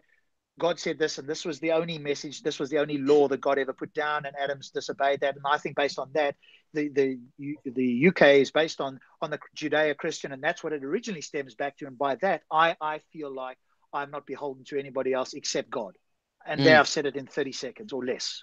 But it became a long story that, again, I was with you. It was kind of like, okay, where's this leading? Tell me the end point, and then we can go back and see if we need this entire story. And sometimes that's useful. Tell me the end points, and then I can see whether we need to go through the whole thing or not.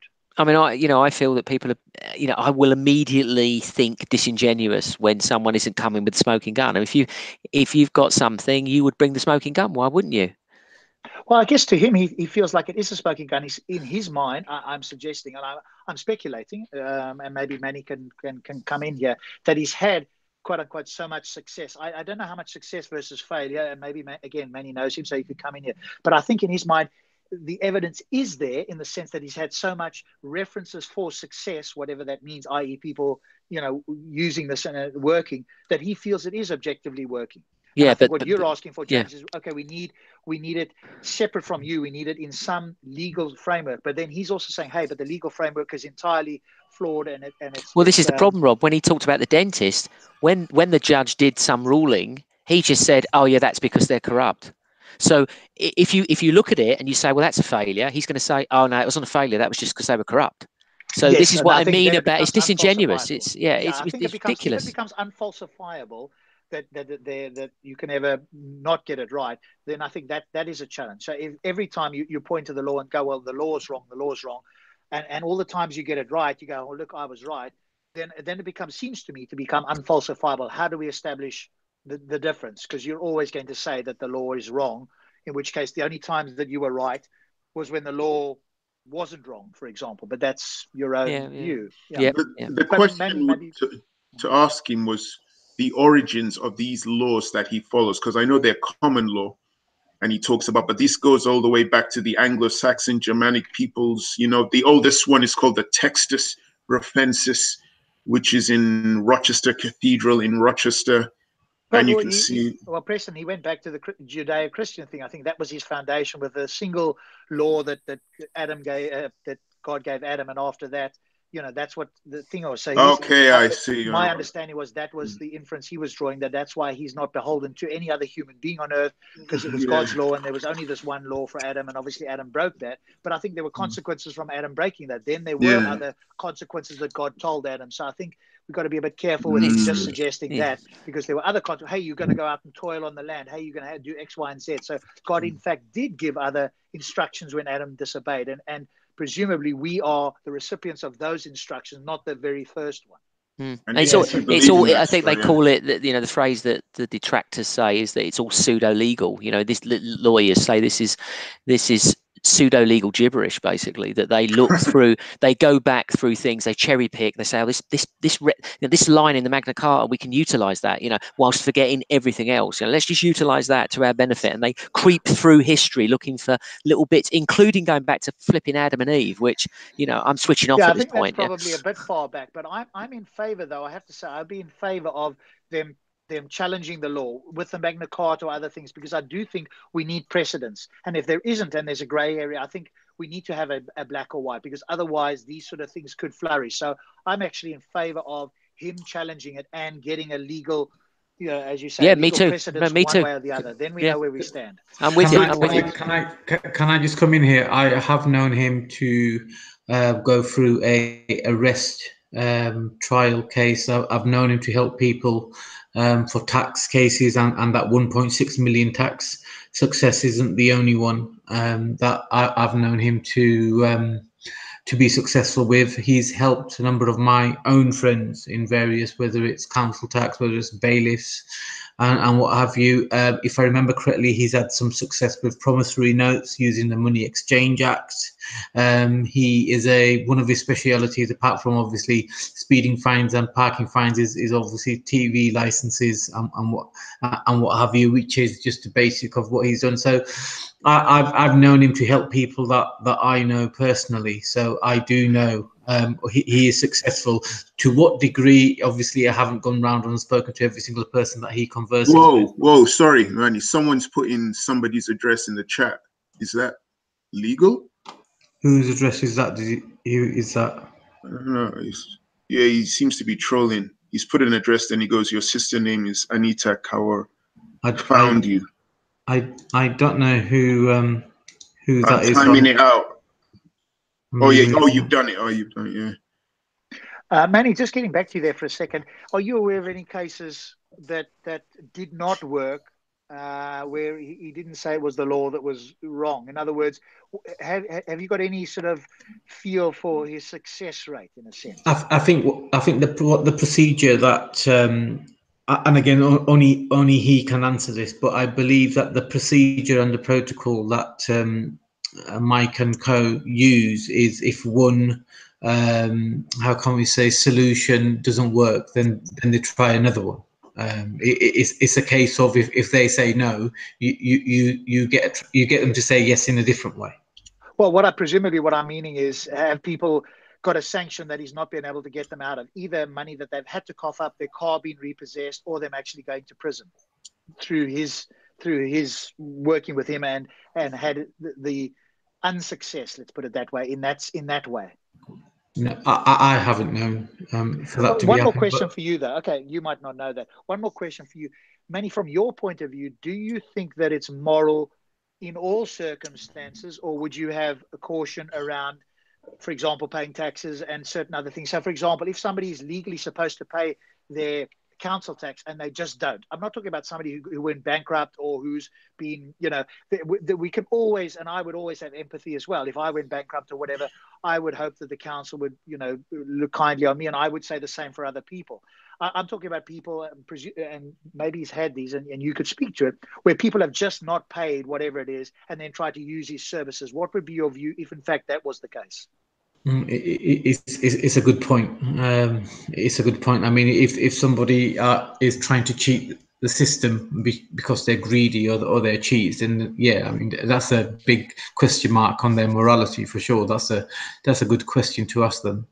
because that's Well, what's but to in ask that you as video. well, though. That's in that video, that link I posted. This guy, John Harris, who was the founder, in his interview where he was speaking out against what he had spearheaded, he mentioned what Rob is talking about.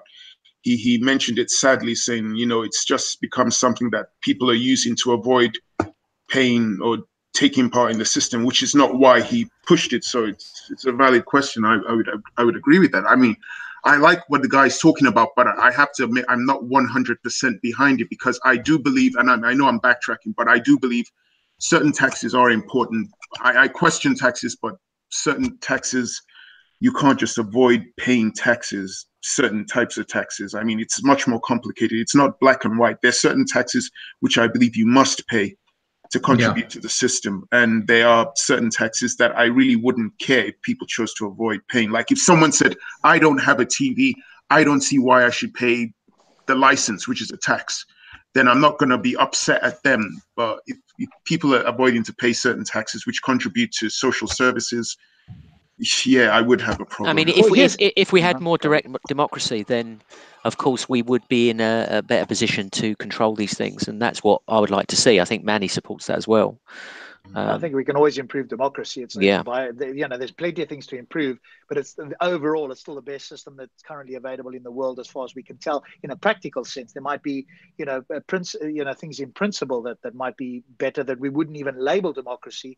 But I don't see any other country implementing anything in practice that's any better. But that doesn't mean we can sit on our laurels. I certainly agree with that.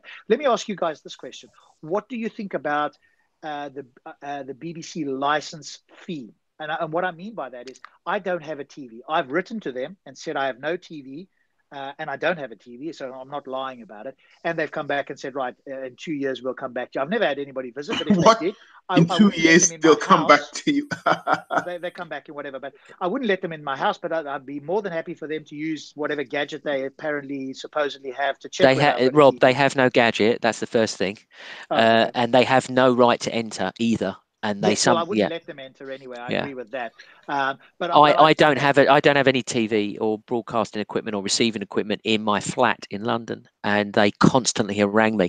And in fact, what I've done is I've said, you know, I phoned them up. They said, fine, we'll just wipe it from the system. But within 6 months, they're writing to you again saying, you know, blah blah blah. We're coming round. We know you're watching TV. You know? Yeah. So you and I, James, then are in the situation where we generally don't have it. We've written, etc., and we could legitimately say, stop, you know, fucking around with us. Yeah. See, Rob, I'd have them round, but I basically got them to admit on the phone. I said, look, if I have you round and you see I've got no broadcasting equipment, is that the end of it? They said, no, we'll just wait a little period and then we'll be hassling you again. So they confirmed it. It's a waste of my time letting them in, because they're just going to do it again. Yeah. Well, you don't have a right to. I agree with that, and you shouldn't let them in. But I'm more asking the question for people who do have a television and who want to get out of this, given that it's currently the law. We could argue about whether the law is right and whether they should change it. And I think that's something that's being looked at and has been looked at and is probably still being looked at. But given the fact that it still seems to be illegal or lawful, I don't know, Manny, you can tell me which of those two it is. What do you guys think about people who do not pay it but actually do use it and use the BBC, for example? What should happen in that case? Should the bailiffs be allowed to come there? What is the view of the? Well, Rob, surely the easiest answer is to just not collect the license fee. It's a waste of time. If you're going to do it, if you're going to have a public broadcasting system, just collect it out of taxation. This is a complete waste of admin. This is a media organisation. If they want to make money or they want to pay for themselves, let them go ahead and sell advertising space. But Manny, I prefixed it with, if we are going to have a public broadcasting service, then it should not be it should be collected out of taxation and not have a separate taxation that wastes a load of fucking time and pisses people off. It just makes no sense. Yeah, legally speaking, you only have to pay it if you watch live events on the BBC. I believe. Otherwise, you can tell them to go. Terrestrial channel, isn't it, or is it just BBC? Any terrestrial broadcast like Channel 4 or? I'm not sure, but I do know. I think Rob is correct. I don't think you have to actually watch the BBC. Receiving equipment, and correct. And you watch live something from a UK broadcaster, then presumably you might be. But whichever. But I think the challenge with your position, James, is like you and I wouldn't want to be taxed on something I don't want. So in order to avoid the growing number of us, I think, that don't have live TVs anymore, Do you not think that would be a bit unfair for? Well, for the them thing to is, there's collect so the many, taxation? Rob. There's so many things I'm paying tax for that I don't get any benefit from. You know, and far more tax than the TV license. So you know. Yeah, but guys, I thought if you had any devices like computers that are internet connected, you would be potentially able to get live broadcasts anyway. I mean, No, you you get No, live. can't anymore. doesn't You count. can't, Doesn't Banksy. count. So Yeah. they don't If you look count at that because I No. heard they were going to count mobile. You have to have a phones. TV tuner in your. If you've got a TV tuner or a TV card inside your computer, that will count. But if you've just got a regular PC, no, that does not count. But even the apps that No. are on the computer, if you look at the BBC and all the other apps now, they force you to sign in. You can no Correct. longer do it. In the past, you could. You can't Yep. now. So they've closed that loophole. Yep. Anyway, Yep. so Yep. Yep. yeah. What do you mean sign in? You sign in with any email address you want. No, it's not. It's No, not you that have to easy. confirm your address. You have to confirm who you are, basically. Yeah. No, Yes. no, you Don't don't. try the No, they BBC do. Plus. They do done ask you. They're right. They do ask you for a license. Do you have a license? And you can't just. No, Yeah, you just well, tick that's a what I had to do box 2 weeks and you ago. give any bogus email address and it's No, but fine. they're picking up your IP, Banksy, and you might get away with it elsewhere. But if you're doing it at home, they could come there and they are now recording IPs, and your IP does relate to your address, and so Yeah, you that's wouldn't be able to if get you're away not with using that. a VPN. But you Yeah. still Yeah. wouldn't be able to Definitely. get away with it, really. There's like 100 ways around this stupid thing. Well, ultimately, no. I mean, they could always trace it back. I mean, would they want to? Probably they might not go through the entire effort of doing it, but could they? Yeah, you won't escape it in that way. If they were determined, you're not going to escape it. If you are able to access it from your home, all the So none of you technology in the watched the world World won't Cup help you. then. Yeah, I mean, you'd have to None of be you maybe watched the what's his World name, Cup. Snowden, maybe. But So none of you guys watched the World Cup games during this year. Well, you could watch them Not me. anyway. You didn't need it. But can I just say, I sent an email to the BBC in 2016 asking them to guarantee me that they were not going to support any child rape and paedophilic activities on or inside any of their premises, and then they refused to give me an answer to that. I wonder why. I thought Jimmy Savile was dead. We're safe, aren't we? Well, do you trust them? I But going back to- despise the Don't BBC. start Manny off, please. Don't. I Let's want the get, BBC. we want to end the stream. Let's not go into grooming at this point. Fucking Look, hell. I just want the BBC to become a private corporation. I could not give two shits about the BBC. Well, It's but you the know that what happens when that happens, right? You're going to get shit quality crap. Who watches ITV I don't when it was watch on? the BBC. I I haven't know. watched. Look, we don't watch even. Me and Rob don't even watch television TV. But what I'm saying is, the BBC, for all its faults, is still much higher quality than the fucking I ITV couldn't or care Channel 4 less. or The I Channel could last 5. time, not the last time I care. checked, the average viewership for the BBC was, in terms of age, was something like 56. BBC Two was about 60, and the ITV was about the same as BBC One. So really, nobody really watches television That's because anymore. fucking young people don't read, do they? So they're not going to watch documentaries or, if they can't Sorry, get it young in, people if they don't can't get it in a read. soundbite, they're not interested. Young people don't read, so they're not going to watch a documentary. Does that even make No, I'm sense? taking the piss. I'm saying these people have got no interest in anything of any value anymore, which is why Yeah, they, but the thing is, they're the not going to be BBC. tuning into BBC Two, are they? When they They are can could watching not go on Speaker's Corner. Facebook and watch the picture of Look, a cat in a fucking make hat. make the BBC a subscription service. At least give me the choice to pay for these assholes. That's all I'm saying. Just give me the choice. I don't want to pay for this shell of a corporation that is desperately up Yeah, every well, SJW's ass trying to get I'm not diversity in there totally as much against as that. I'm not possible. totally against that. But But you aren't they know what doing that happens with already, subscription Banksy? services, right? Aren't they I doing that don't already? care. I But hate the BBC. isn't collecting the BBC license fee like a subscription? Yeah, Yes. a subscription that I don't have a choice, that I have a gun at the back of my head to pay for. Well, that only I if you have that a I'm TV and gonna you go to are. jail for it. Well, only if you have a TV and you are using that facility, right? Which is No, I like a don't use the subscription. BBC's facility. My TV is connected to my computer directly. When Yeah, I just take turn the on the tuner out, Banksy. Just take the tuner out. well, the tuner is built into the back of it. I can't No, take the you can actually have. There's people who will come out and remove the tuner from your television. I'm just saying it's possible. I have nothing in the back of that. There's literally from the day I bought that telly, it's just the size of the TV I want. The I'm the back same, of man. it is just the HDMI cables are connected. There's No, well, then nothing you're else not liable. connected to the back of that. Yeah, but then you're not liable because you don't have live broadcasting or live receiving equipment. So if you're not connected to a Yeah, but like an aerial or whatever, you could have a TV because that's like a monitor, right? well, Yeah. that's what I use it for. It's Yeah, a well, large Then it's monitor. fine. Don't pay the license, man. You don't have to pay the there you go. license. Yeah, but they give you shit constantly. Just ignore it, man. Just ignore it. It's bullshit. They've got no ability to get into your house anyway. I would rather just revoke this whole fucking thing personally. But what I'm saying is, this is what I mean. This is not a choice. This is like, you're bound to participate by the pain of going to jail almost. Well, obviously James and I don't, because we Yeah, don't but I have mean, a- I say you guys have I don't have a license, Banksy. you've gone through extensive amount of effort to. I like my 4K Well, telly. I didn't go through that much effort. I just didn't No, pay a it's not. license. You can have a 4K telly, but just You can don't. go online Yeah. and there's a BBC license / whatever, and you just type in your details, say, no, I don't have a TV. At the end of it, it says, hey, we may send somebody out to come and check your premises or whatever. I've never had that. James has had it more than me. No, they just leave. They just leave. They never get up into the flats because they can't get in, Okay. can they? Yeah, So they yeah, just yeah. leave nasty letters through your letter. Not for your letterbox, for your mailbox, whatever. Yeah. If Well- you just toss those away, you'll be fine. So Yeah, I'm you are actually choosing to do seriously it. We've given you considering the see if easy I can. option. And you can close the door on them, Banks. Even if you're in a house and they can get to the front door of your house, you can just open the door because they TV license. You can just shut the door on them because And that's law. Can I say that Mike is the best person to ask about that?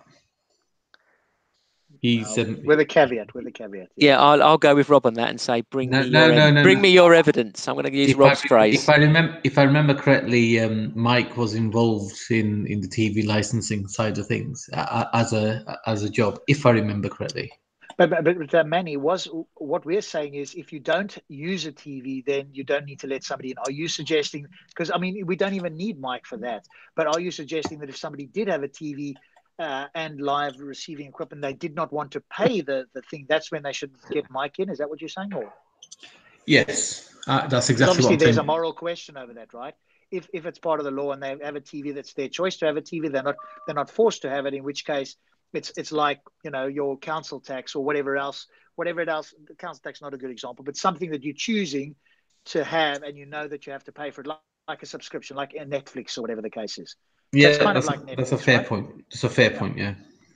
Oh, before I forget, Manny, thanks for watching my show earlier this afternoon. I need to watch the rest of it. Actually, that was quite some powerful stuff. You were showing that slavery still exists in Africa. But what was so surprising, because I went to university with a few Ghanaians. They were all very well-to-do and from prosperous families and what have you. So I didn't realize that parts of the community were still so backwards. Yeah, it was a shame for that. I'm glad I got it off my chest. I didn't get to see your comment because when you do a hangout, you have two windows. I was looking at the other window where you can mute and unmute. So I didn't see. I wasn't looking at the mute, so I wasn't able to comment. But thanks for your support watching it. That's all right. I was on my lunch break, so I quickly put on YouTube, which is normally very dangerous, isn't it? Because a 1 hour lunch hour turns into 2 hour, and then before you know it.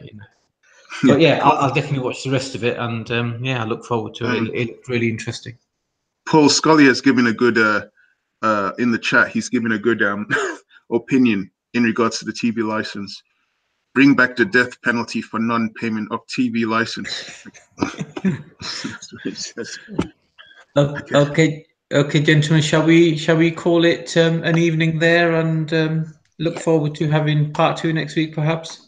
Sure. Yeah, sounds good. Yeah, it's been a pleasure talking to everyone. Even though we didn't agree on everything, we did come to a strange compromise. Surprisingly, yeah. I think it's one of those civil conversations that we can have. We can disagree, but I think more of this. Some people love the drama. I think I'd much rather come on a panel with people like you guys. So thanks very much.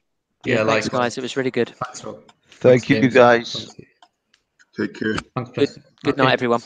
See you. Good night. Bye. Ciao. Avidazen. Sayonara.